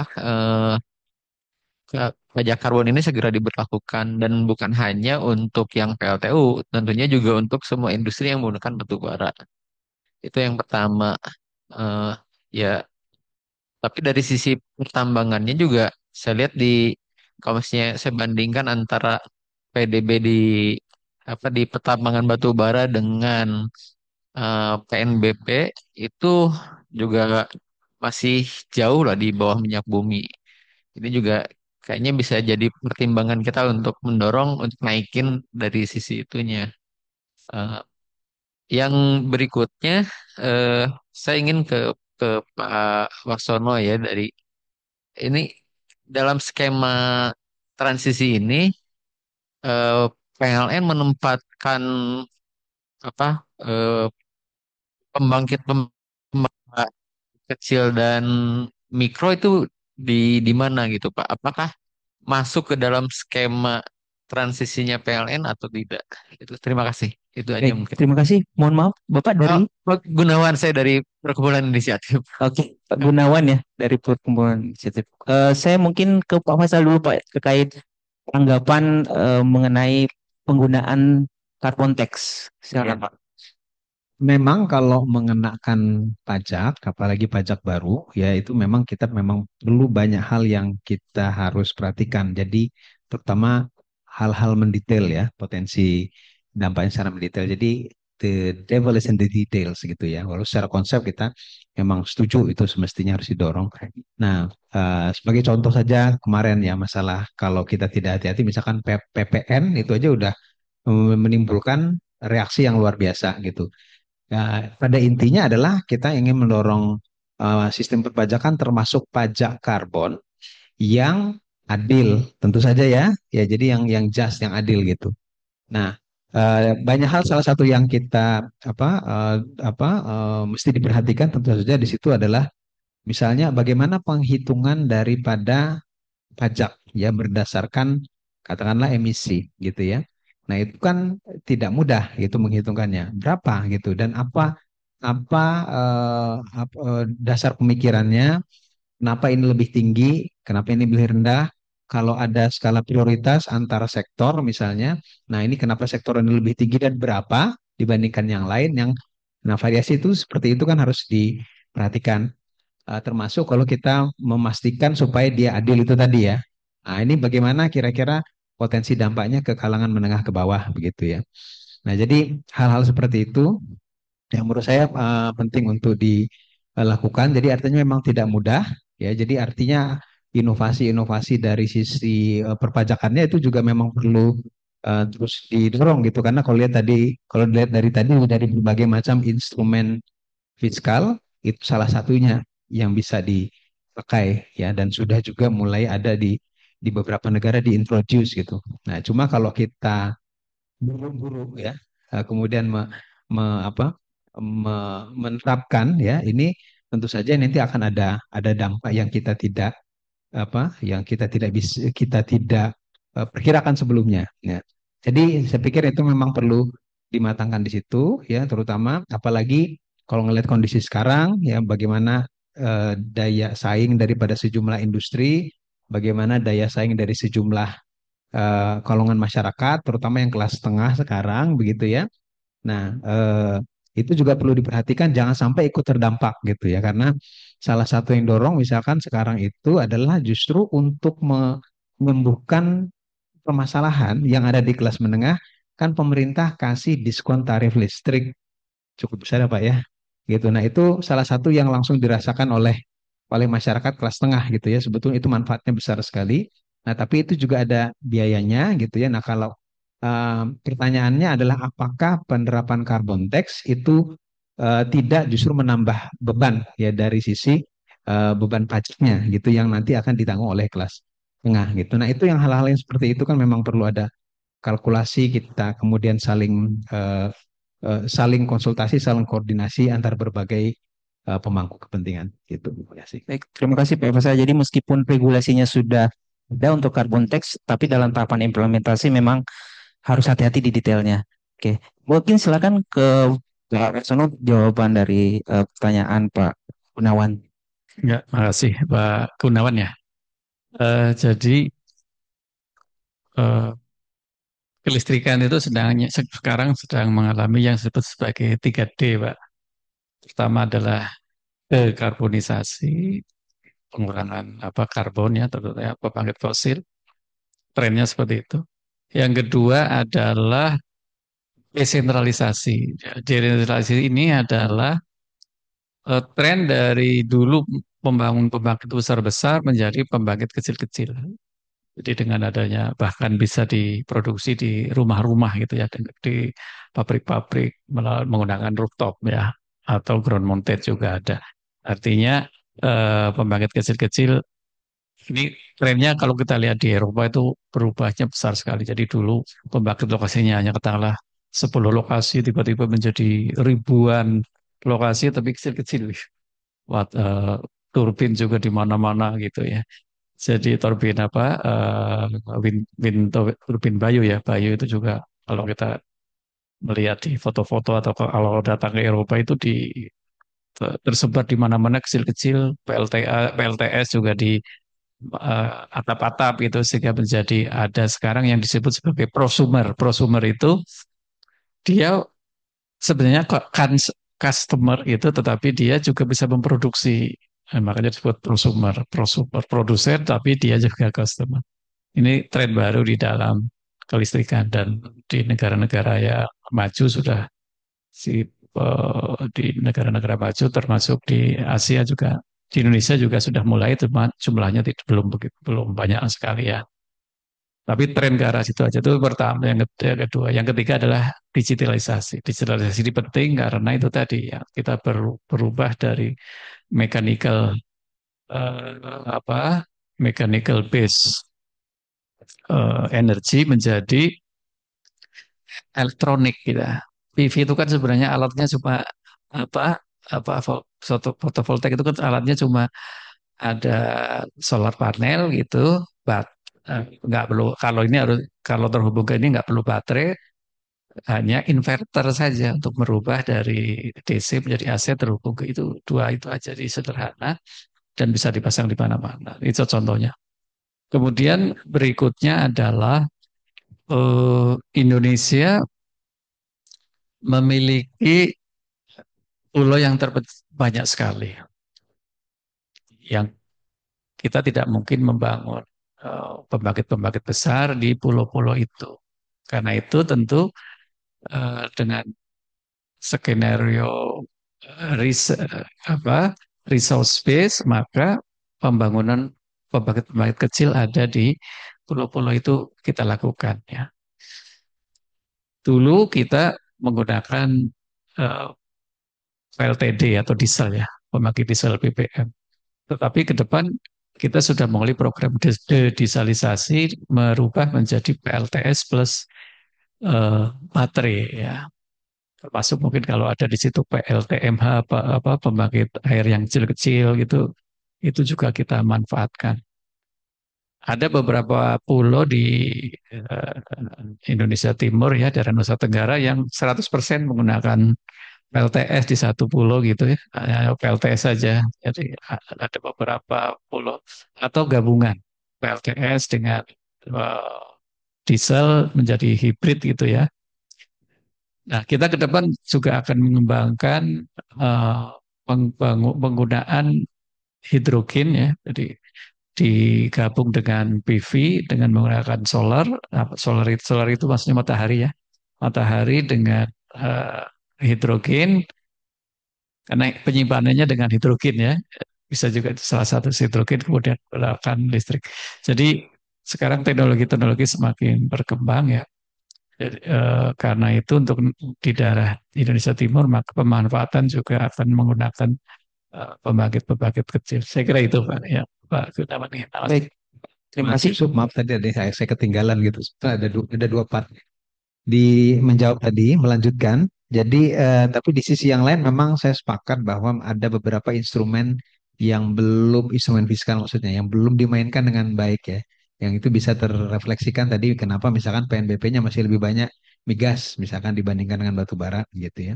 Hal yang lain contohnya juga misalnya yang belum ada, kalau di sawit kan sudah ada em, apa pajak ekspor misalnya ya.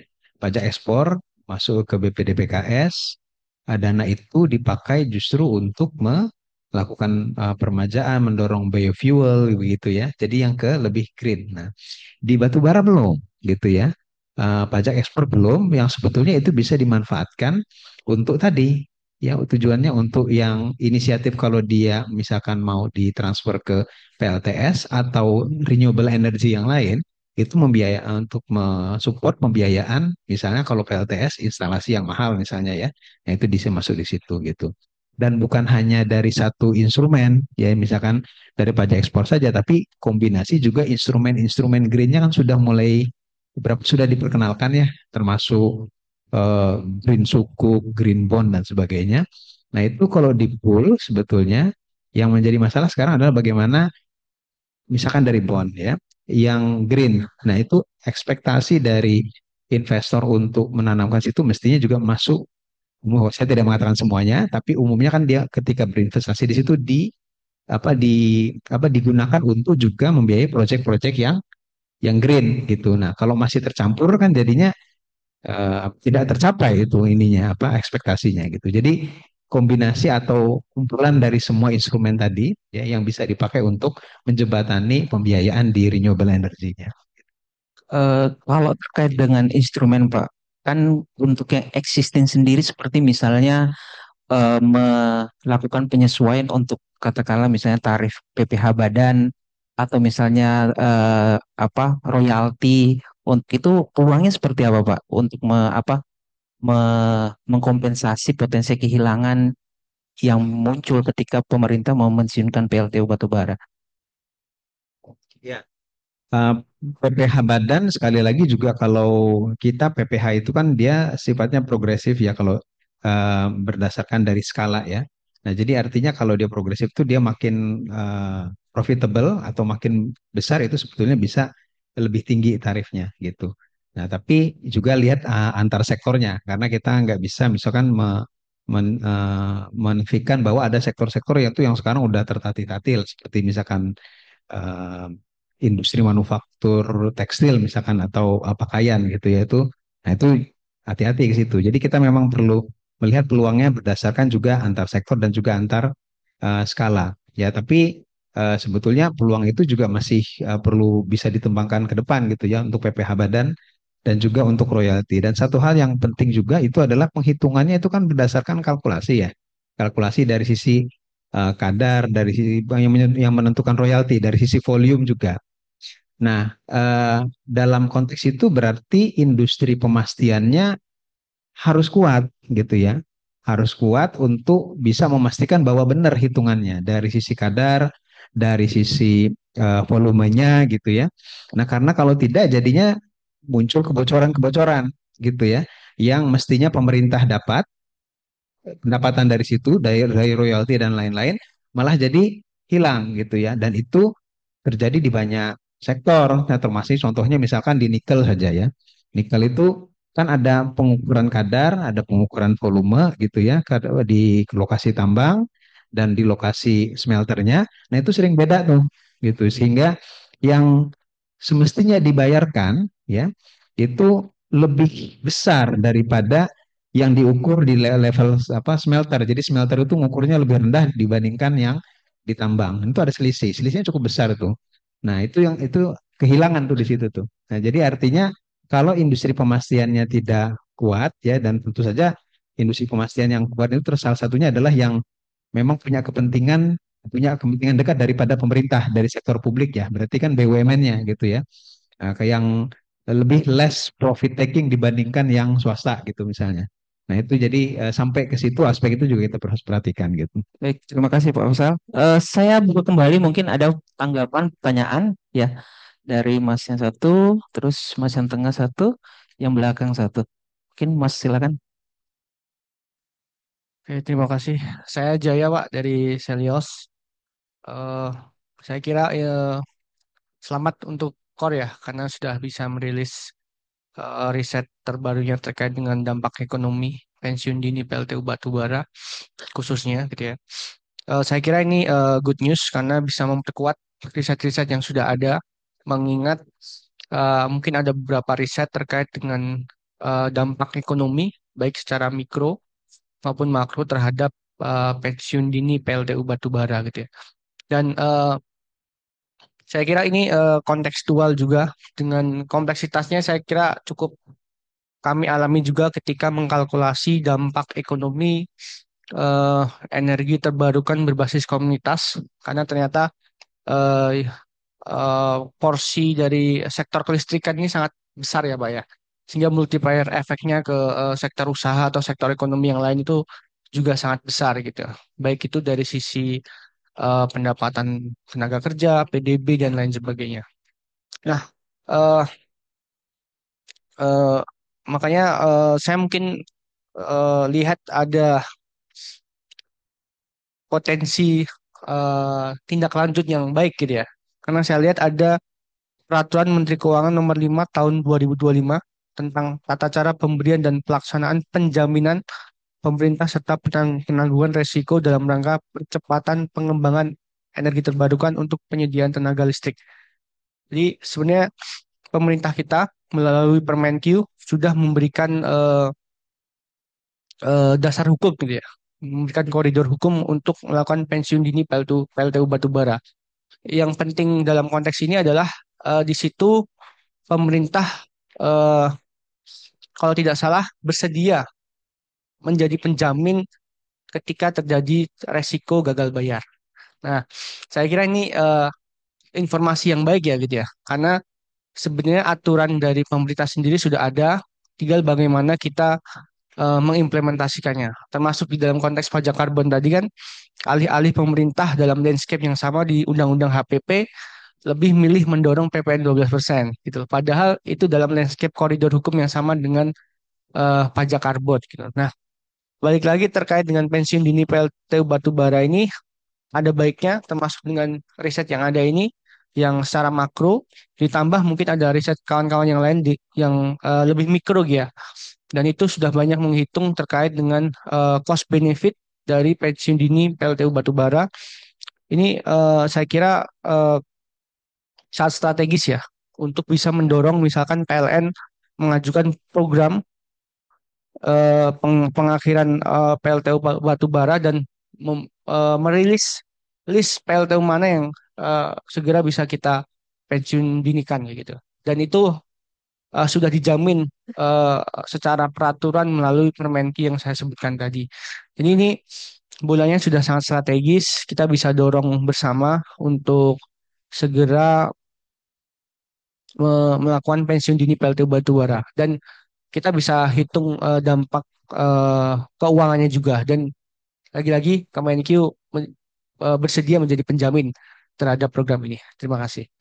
Baik, terima kasih Mas Jaya dari Selio. Saya kira tadi mengomentari ya terkait apa yang sudah KOR lakukan untuk riset pensiun dini PLTU batubara dan juga menekankan terkait PMK ya Mas ya yang meng-highlight jaminan untuk melakukan transisi energi. Nah, saya kira nanti mungkin kalau nanti ada komentar bisa dari Pak Fasel dan Pak Warsono. Saya ke Mas yang tengah dulu mungkin, silakan. Baik, terima kasih atas kesempatannya. Perkenalkan nama saya Alvin, saya dari ISR. Pertama, selamat kepada rekan-rekan dari KOR Indonesia sudah mengeluarkan kajian ini. Mungkin uh, saya ingin lebih lanjut, tapi kayaknya saya belum nemu di websitenya KOR. Nanti mungkin siapa tahu ada link yang bisa diakses untuk melihat studi ini. Kan ini karena menarik ya, terkait dengan dampak ekonomi dari transisi dari batu bara. Kebetulan kami dari ISR 2 tahun yang lalu pernah mengadakan studi, tapi mungkin studinya berbeda. Ini studi tapuk. Jadi kami mensurvei 2 lokasi penghasil batu bara di Kabupaten Pasir dan Muara Enim. Dan temuan dari teman-teman KOR ini juga mengkonfirmasi hasil yang kami temukan juga. Namun ada beberapa komentar atau tanggapan ya. Mungkin kalau kita melihat transisi dari daerah penghasil batu bara, mungkin yang paling terdampak sebenarnya yang cukup menarik adalah dari Pemdanya, karena pendapatan Pemda ini sangat besar dari batu bara, misalnya dari uh, dana bagi hasil, royalti batu bara itu kontribusinya cukup besar. Contoh di Pasir dan Muara Enim itu sekitar 20-30% untuk pendapatan daerah. Nah, itu bagaimana kira-kira uh, dampaknya terhadap kira-kira pembangunan daerah, lalu gimana kemampuan fiskal daerah, itu kan sangat berpengaruh ya, seperti itu. Yang kedua itu terkait dengan dampak atau multiplier ekonomi di daerah seperti itu ya. Dari hasil temuan tapak kami di 2 kabupaten tersebut itu sebenarnya kalau bisa dibilang multiplier efeknya itu cukup kecil sebenarnya untuk batu bara. Maksudnya porsinya besar tapi multipliernya efeknya kecil, karena sebenarnya eh, kalau untuk 2 daerah yang kami temukan, kami lakukan studi itu sebenarnya ada banyak informalitis. Sebenarnya ada, misalnya contoh, ada aspek artisanal mining atau tambang rakyat di beberapa lokasi yang kami temukan. Nah, itu jadi mungkin transformasi ekonomi di daerah ini sebenarnya tanpa atau dengan transisi dari batu bara ini harus transform anyway gitu. Jadi untuk meningkatkan informalitisnya, lalu bagaimana menyiapkan social security untuk pekerja-pekerjanya juga seperti itu. Lalu yang ketiga ini uh, mungkin kalau melihat diskursus terkait pensiun dini batu bara ini atau PLTU ini, saya rasa kalau kita lihat media secara belakangan inilah mungkin ada apa ya, saya mungkin distorsi atau kebingungan ya seperti itu ya, karena ada beberapa statement-statement yang menurut saya nggak konsisten juga misalnya, dan menimbulkan kebingungan publik juga. Contoh misalnya bagaimana statement-statement yang terkait menolak pensiun dini batubara atau misalnya dampak pensiun dini batubara akan meningkatkan atau menyebabkan kerugian ekonomi dan segala macam. Sehingga ini juga yang menyebabkan kira-kira mengapa yang kita tahu Cirebon dan Pelabuhan Ratu ya, mungkin Pak Warsono juga sering terlibat dalam diskusi dengan EDB juga. Kita harus melihat misalnya pensiun dini batubara ini sebagai opportunity yang pragmatis saja gitu. Bahwa ada pihak yang ingin membayar, yang menanggung biaya yang dibutuhkan untuk bertransformasi dari energi kotor ke energi bersih, dan kita perlu menyiapkan mekanismenya aja gitu. Jadi menurut saya kadang-kadang kita melihatnya bahwa dengan kita menyiapkan misalnya contoh sekarang ada itu kan Pres 112 itu dimandatkan untuk menjadi Capman lalu menjadi roadmap untuk pensiun ini batu bara dan segala macam. Itu sebenarnya maksudnya adalah untuk menyiapkan koridor ketika dananya itu ada gitu. Which is kalau dananya nggak ada ya udah nggak apa-apa gitu. Kalau itu kan bukan sebagai salah satu aspek tapi sebagai prerequisite saja begitu bahwa ketersediaan dana itu menjadi apa ya no or no go dari beberapa deal terkait pensiun ini batu bara. Which is yang perlu kita siapkan adalah koridor-koridornya. Jangan sampai ketika ada pihak-pihak yang siap mendanai, itu kita baru kelabakan mencari, oh ini dealnya harus seperti ini, seperti itu. Lalu akhirnya karena diskusinya terlalu panjang dan akhirnya nggak catch the moment, jadinya kesempatan-kesempatan ini ya hilang atau berlalu begitu saja seperti itu. Jadi kita perlu perlu melihat pensiun ini batu bara ini atau PLTU ini ya sebagai sesuatu yang eh, ini opportunity begitu, bahwa jangan menganggap bahwa ini semua adalah cost, adalah bahwa PLTU besok semua tutup, nggak, it doesn't work that way gitu. Jadi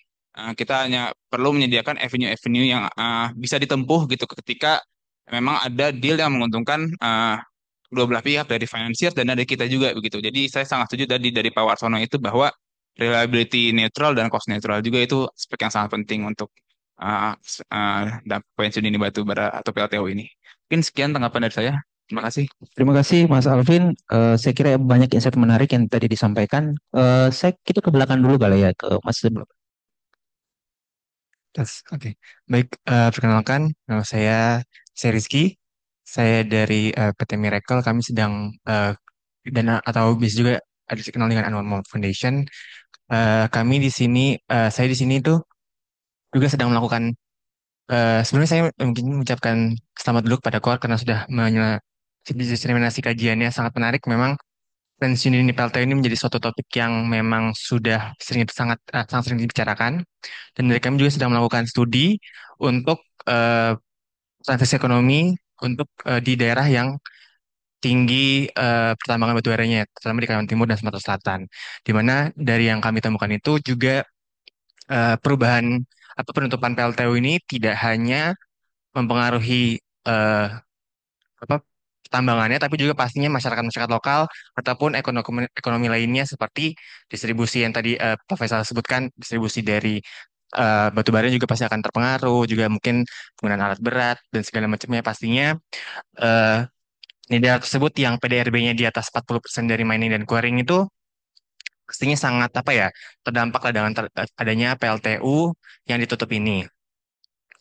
Mungkin juga tadi kan disebutkan eh, solusinya adalah untuk transisi energi adalah penggunaan dari PLTU ke PLTS, di mana PLTS itu juga kan pastinya eh, membutuhkan apa ya, seperti pastinya PLTU ini bisa lah mencukupi dengan energi eh, yang dibutuhkan gitu transisinya. Tapi apakah dari PLTS ini memang menjadi alternatif yang kuat begitu Pak? Mungkin saya pertanyaan dari saya, kuat tidak hanya sebagai sumber pemenuhan energi, namun juga sebagai mempertimbangkan pemenuhan ekonomi daerahnya. Seperti yang tadi saya bilang, karena kalau tambang tutup, tidak hanya tambang yang terpengaruh, tapi juga apa ya ekosistem yang mendukung tambang tersebut. Itu kan pastinya harus dipertimbangkan juga. Mungkin walaupun studi ini hanya dari tingkat nasional, tapi mungkin bisa diberikan tanggapannya Pak. Mungkin dan yang kedua, dilihat tadi kan transisi dari PDB, fiskal ataupun tenaga kerjanya dari PLT ke PLTS itu Nah, lambat laun pasti akan menutupi lah, maksudnya kekurangan yang dihasilkan ketika terjadinya tutup PLTU. Namun pastinya pembisnis yang akan sangat terpengaruhi dengan adanya proses transisi ke renewable energy ini. Dan apakah dari sisi bisnisnya gitu dibutuhkanlah pastinya suatu regulatory framework, kebijakan, eh, ataupun skema investasi yang harus mendukung renewable energy ini kan. Dan mungkin juga pandangan dari Bapak, apakah saat ini sudah banyak gitu enabling framework yang mendukung transisi energi yang efektif dan juga untuk yang berkelanjutan. Di mana ini juga penting untuk apa ya, membuat suatu kondisi yang eh, tidak hanya eh, suatu bentuk paksaan kepada PLTU-nya untuk tutup, tapi juga memberikan suatu eh, mungkin daya daya dukung supaya banyak investasi yang bisa datang ke renewable energy, mungkin dari LTS ataupun lainnya seperti itu. Sedikit, terima kasih. Baik, terima kasih Mas Rizky dari PT Miracle ya tadi ya. Betul. Saya mungkin ke Pak Faisal dulu Pak. Tadi yang saya tangkap ya Pak terkait bagaimana kemudian PLTS ini jika dilihat dari aspek dampak ya ke ekonomi daerah gitu ya. Apakah kemudian akan sama besarnya ya dengan misalnya dengan natural base kayak coal gitu atau seperti apa? Iya. eh Mas yang dari ISR ya, jadi menurut saya memang sangat kompleks dan challenging, terutama untuk daerah-daerah yang dia sangat-sangat bergantung pada batu bara. Levelnya bukan lagi hanya, menurut saya, insentif disinsentif dari level ekonomi, ya, yang lebih mendasar sebetulnya political ekonominya, gitu. Karena tentu saja resistensi itu datang juga dari para pengambil kebijakan dan para politisi yang memang selama ini mereka untuk bisa came to power juga karena pembiayaan dari batu bara pada daerah-daerah tersebut di daerah itu gitu. Nah, dan itu betul bahwa dikatakan tadi mungkin nilainya besar secara agregat terhadap daerah juga, tapi multiplier efeknya kecil. Ya karena memang iya, karena sekelompok saja sebetulnya yang mendapatkan itu. Kalaupun ada yang trickling down ke yang lebih kecil, itu adalah yang ilegal, yang small scale itu tadi karena bocor gitu ya. Ya, dan saya banyaklah cerita, dapat cerita itu dari teman-teman juga termasuk yang keluarganya diintimidasi gitu lah ya karena tidak mau menjual lahannya karena di bawahnya ada batu bara dan lain-lain. Jadi artinya memang cara-caranya udah kasar gitu. Jadi level dari apa masalah politik ekonominya juga masalahnya lebih kompleks dan memang perlu ada effort yang lebih besar terlepas dari mekanisme pendekatan insentif disinsentif saja gitu. Karena walaupun di daerah tapi seringkali ini juga berpengaruh di level nasionalnya karena ada linknya dengan yang di nasional begitu. Nah, jadi dan itu akan berpengaruh pada political will-nya gitu. Saya berpikirnya salah satu yang menjadi penting juga adalah dalam konstelasi yang seperti itu ya. Ya salah satunya yang perlu didorong itu adalah opsi-opsi dari sisi penggunaan alternatif di luar batu bara ya yang bisa nanti meng-create demand-nya ya. Ketika create demand demand yang non batu baranya udah makin besar, kalau dari sisi pebisnis yang tidak ada interest politiknya, dia kan yang penting lebih murah yang penggunanya ya. Nah, jadi begitu ada alternatif yang paling tidak kompetitif aja sama batu bara gitu ya. Nah, dia bisa lebih menggunakan itu gitu. Apalagi kalau kemudian ada masuk investor-investor yang dia dari sisi mindsetnya dia lebih green kan itu ada juga yang begitu kan. Ya, jadi yang dia bilang ini tapi syaratnya seperti ini gitu. Nah, walaupun itu juga pada dasarnya dari sisi demand itu juga kalau kita lihat di level global, tadi diskusi juga sama Pak Warsono, itu juga tidak istilahnya itu tidak terlalu clear. Jadi ada juga itu sebetulnya yang masih reluctant memang ya untuk meninggalkan batu bara bukan hanya di negara-negara berkembang tapi juga di negara-negara maju. Jadi tantangan ke depannya maksud saya dari sisi opsi-opsi alternatif yang diberikan termasuk juga teknologi yang bisa menjadi pengganti bagi batu baranya itu yang sedikit demi sedikit itu mengurangi insentif termasuk tadi yang dari sisi political ekonomi memang mereka ingin mempertahankan itu makin lama makin terkikis gitu. Nah, saya rasa itu yang kedua tadi pertanyaan dari Mas yang di belakang Miracle gitu ya, kaitannya dengan apa, bagaimana prospek kalau nggak salah yang di Surya ya gitu. Nah ini mungkin Pak Ishak yang bisa ikut bantu menjawab nih, tim tim riset dari Kor. Katakan mungkin, tapi mungkin bisa Pak Ishak dulu atau Pak Warsono dulu, saya pikir Ya, ini ke sebelum Pak lanjut. Warsono dulu Pak. Sebelum dijawab sama Pak Ishak, Pak Warsono dulu. Tadi ada pertanyaan tentang regulatory dan framework yang berkaitan dengan upaya pensiun dini PLTU batubara. Dinamikanya seperti apa, Pak? Ya, makasih. Eh, Sebenarnya di dalam Perpres 112 itu sudah ada eh, katakanlah mandat ya terkait dengan percepatan operasi PLTU batubara. Hanya memang di dalam operasionalnya itu memerlukan beberapa eh, aturan turunan. Nah, ini yang sampai sekarang belum keluar, sehingga ini menjadi kendala meskipun sudah ada eh, inisiasi beberapa PLTU ya, yang katakanlah ada keinginan untuk melakukan pensiun dini, namun dari sisi peraturan itu belum duduk lah, katakanlah begitu ya. Karena ini memang cukup kompleks ya, dan dalam perkembangannya juga karena banyak sekali perhitungan-perhitungan, bahkan termasuk beberapa pihak yang ikut masuk ke dalam memberikan kemasukan. Tapi intinya kalau dari Perpres 112 itu ada tiga setidaknya yang harus sudah settle. Yang pertama adalah adanya keputusan menteri, peraturan menteri ya, SDM, Kemen atau peraturan ya, berarti yang jelas dari Kementerian SDM untuk peta jalan early retirement, yang di dalam prosesnya harus berkoordinasi dengan dua kementerian keuangan dan BUMN kalau nggak salah ya. Ada beberapa, dan dalam prosesnya itu cukup banyak, tidak hanya itu Pak, cukup banyak juga ya dilakukan koordinasi.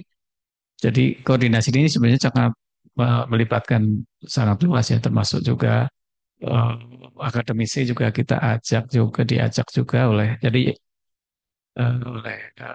pemerintah ya. Eh, jadi cukup banyak yang diajak. Yang pertama itu. Yang kedua, setelah ada permen terkait dengan apa, peta jalan, ketika akan memutuskan, nah itu ada keputusan lagi, ya keputusan lagi terkait dengan keputusan untuk melakukan early retirement itu, yang juga oleh Menteri SDM, tetapi kalau ini harus mendapat persetujuan tertulis dari Kementerian eh, eh, BUMN dan Kementerian Keuangan. Jadi kalau yang pertama koordinasi, yang kedua ini malah harus mendapat persetujuan tertulis ya. Jadi ketika ada satu PLTU, nah kemudian berdasarkan itu harus dimasukkan di dalam RUPTL. Kalau PLN berarti PLN ya, masukkan dalam RUPTL PLN gitulah. Kalau pembangkit itu masuk dalam sistemnya PLN. Kalau sistemnya di luar PLN berarti di RUPTL wilayah usaha tersebut ya. Nah, ini yang menjadi katakanlah perjalanan cukup panjang. Tapi prinsipnya adalah pensiun dini ini adalah keputusan dari pemerintah ya. Tentu harus melakukan perhitungan-perhitungan plus minus supaya macam, tetapi memang eh, dari sisi aturan harus sudah duduk, sehingga meskipun sudah ada katakanlah eh, semacam pilot, tapi kalau belum ada aturannya memang menjadi kendala ya. PLN pada prinsipnya mengikuti keputusan pemerintah terkait pensiun dini ini seperti apa.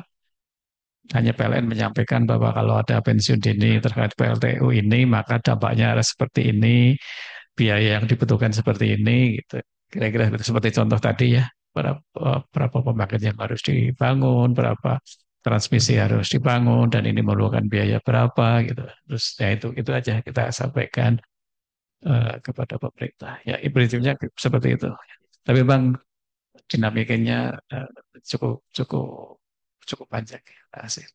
Baik, sebelum nanti saya minta closing statement dari Pak Faisal dan juga Pak Warsono, mungkin ke Pak Ishak dulu Pak terkait apa yang sampaikan pertanyaannya terkait bagaimana potensi energi surya ya Pak ya, terutama kalau kita bicara konteks daerah, kalau bicara peluang di masing-masing daerah seperti apa? Oh iya, Secara umum aja Pak mungkin. ya baik, terima kasih. Saya kira Pak Faisal dan Pak Warsono sudah menjelaskan tadi ya.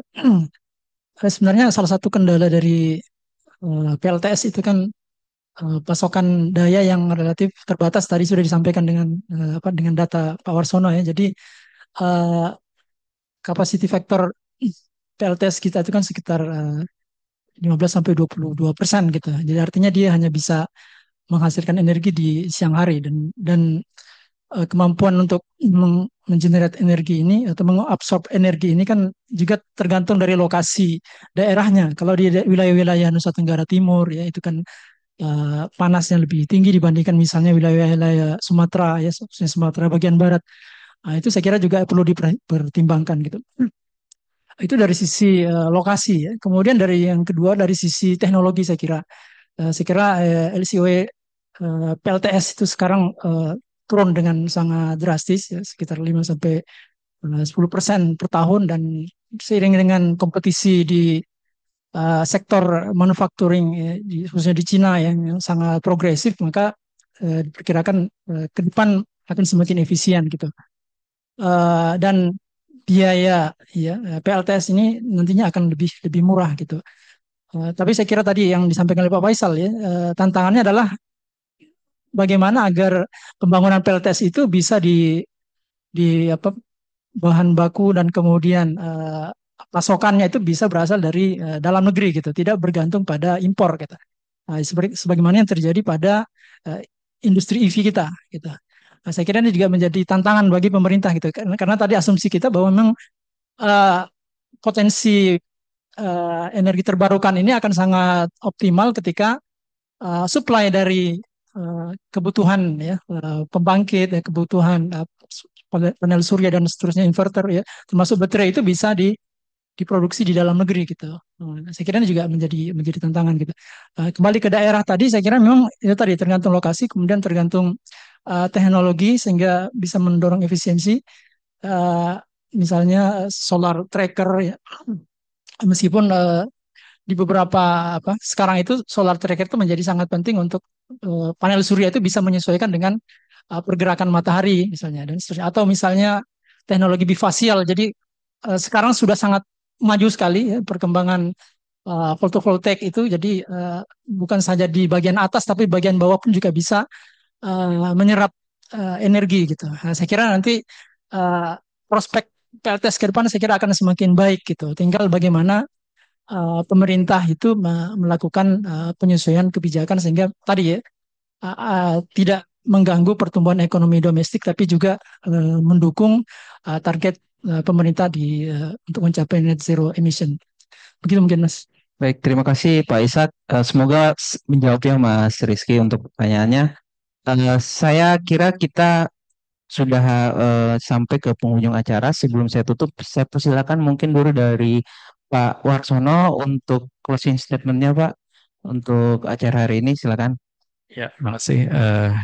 Inti dari yang saya sampaikan adalah bahwa dekarbonisasi PLTU ini tadi ada 5 ya, mulai dari co-firing, repurposing, kemudian dilakukan retirement, coal phase down gitu ya, kemudian dengan CCS ya. Nah, masing-masing tentu mempunyai plus minusnya ya, kelebihan dan kekurangannya. Eh, Sehingga ini dalam pelaksanaannya PLN tentu melakukan kajian secara komprehensif dan dalam prosesnya kita juga melaksanakan secara simultan juga ya. Artinya dengan penambahan pembangkit EBT otomatis akan menurunkan, kemudian kita juga melakukan firing biomas gitu ya, ya. Saya kira seperti itu dan ke depan memang mau tidak mau penggunaan pembangkit EBT akan semakin besar ya, ya sehingga untuk menunjang transisi energi. Saya kira itu Pak dari saya. Baik, terima kasih Pak Warsono. Silakan mungkin Pak Warsono. Sebagai penutup, ini kajian memperkaya untuk memberikan perspektif ya, yang baru ya, hasilnya dari sudut pandang makroekonomi, ya, karena sudah menjadi kebijakan pemerintah, kita perlu memperkaya dengan masukan-masukan untuk kebijakan. Saya harapkan ini juga bisa menjadi referensi dalam pengambilan kebijakan tentu saja. Kajian-kajian sebelumnya tentu saja ini bukan kajian yang single out sendiri ya. Sudah ada kajian sebelumnya, ke depan juga ada. Nah, tapi dengan dari sudut pandang makroekonomi kan kalau ada pertanyaan, jadi kalau mau pensiun dini katakanlah phasing down ke batu bara di Indonesia, dampak makronya gimana? Tadi sudah dijelaskan ya. Jadi secara makro sampai 2060 GDP, tenaga kerja, fiskal itu surplus positif sebetulnya gitu. Tapi dengan catatan-catatan tadi ya, asumsi termasuk yang disampaikan sama Pak Ishak bahwa kalau dia manfaat sampai ke tenaga suryanya, karena kan itu kalau kita lihat tadi dari netnya itu kan karena tambahan di suryanya itu besar dari GDP, tenaga kerja dan juga dari fiskalnya. Itu bergantung pada misal apa salah satunya kalau industrinya dari dalam negeri gitu, bukan impor. Karena multiplier efek itu tercipta ketika dia di dalam negeri gitu. Kalau dia impor, ceritanya lain lagi nanti gitu. Nah, yang kedua juga yang penting kita tahu dalam jangka panjangnya itu positif, surplus, tentu saja dalam jangka pendek transisinya bagaimana gitu. Karena kalau transisi tadi itu tidak smooth, ya ini akan menimbulkan masalah-masalah dalam jangka pendek yang kita tidak harapkan gitu. Oleh karena itu makanya inovasi dari sisi teknologi yang EBT-nya termasuk dalam konteks ini ada suryanya itu akan menentukan juga ya sebagai salah satu exit strategi jalan keluarnya dan juga inovasi kebijakan. Inovasi kebijakan yang memperhatikan tadi jangan sampai ada secara teknis transisinya itu tidak mulus sehingga menimbulkan problem-problem atau reaksi-reaksi yang negatif ya, baik itu terhadap misalkan peningkatan PHK misalnya begitu ya. Nah, ini yang artinya inovasi kebijakan pemerintah termasuk dalam hal insentif disinsentif yang diberikan. Nah, itu juga harus nanti ada inovasi baru lagi yang harus diperhatikan dikaji lagi oleh pemerintah. Makasih. Baik, terima kasih. Bapak Ibu sekalian, kita telah mendiskusikan berbagai aspek terkait pensiun dini PLTU Batubara. Tadi sudah disampaikan bagaimana implikasi fiskal, kemudian dampak ekonomi, hingga peluang ya transisi energi yang berkeadilan. Diskusi hari ini saya kira menegaskan gitu ya bahwa kecepatan transisi energi itu menjadi semakin krusial, tetapi kebutuhan mendesak untuk memastikan keberlanjutan dari transisi, terutama di jangka pendek, itu juga merupakan hal yang tidak boleh dilupakan. Selain itu, ada beberapa tantangan tadi kebijakan yang tepat, tadi kolaborasi antar kementerian dan lembaga di pemerintahan, sektor swasta dan juga masyarakat sipil, serta pemanfaatan ya skema pendanaan yang sifatnya inovatif. Saya kira itu bisa menjawab terkait bagaimana merancang transisi yang tidak hanya cepat tetapi juga adil bagi semua pihak yang dampak. Semoga Bapak Ibu sekalian diskusi kita pada pagi sampai dengan siang hari ini menjadi landasan kebijakan yang lebih efektif. Terima kasih kepada seluruh pembicara di pagi hari ini, Pak Warsono, Pak Faisal, eh, eh, dan pihak yang berkontribusi ya dalam seminar kita pagi hari ini. Mari kita terus bekerja sama untuk mewujudkan sistem energi yang lebih bersih, berkelanjutan, dan inklusif bagi masa depan Indonesia. Terima kasih, saya tutup. Assalamualaikum warahmatullahi wabarakatuh. Selamat siang, saya kembalikan ke MC. Waalaikumsalam warahmatullahi wabarakatuh. Ini sekali lagi Bapak Ibu yang meriah untuk sesi diskusi yang luar biasa dari pagi hingga siang hari ini. Sekali lagi kami ucapkan terima kasih kepada Pak Faisal dan juga Pak Warsono dan juga kepada moderator yang sudah memandu sesi diskusi dengan sangat luar biasa. Baik, mungkin izinkan kami untuk memberikan kenang-kenangan ataupun cindera mata kepada narasumber kita, Bapak Warsono, yang akan diserahkan oleh Pak Faisal. Mohon izin Bapak untuk bisa menyerahkan kenang-kenangan kepada Pak Warsono. Terima kasih sekali lagi Bapak. Ya, kita sesi foto terlebih dahulu. Terima kasih sekali lagi. Mungkin boleh tepuk tangannya Bapak Ibu. Ya, mungkin boleh di tengah ya supaya ada tersorot cahaya seperti itu.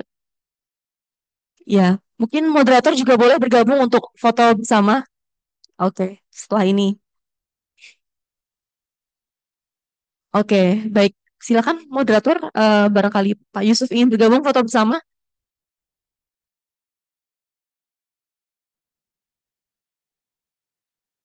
Ya, baik, sekali lagi terima kasih kami ucapkan kepada Pak Faisal dan Pak Warsono serta Pak Yusuf setelah memandu sesi diskusi pada hari ini.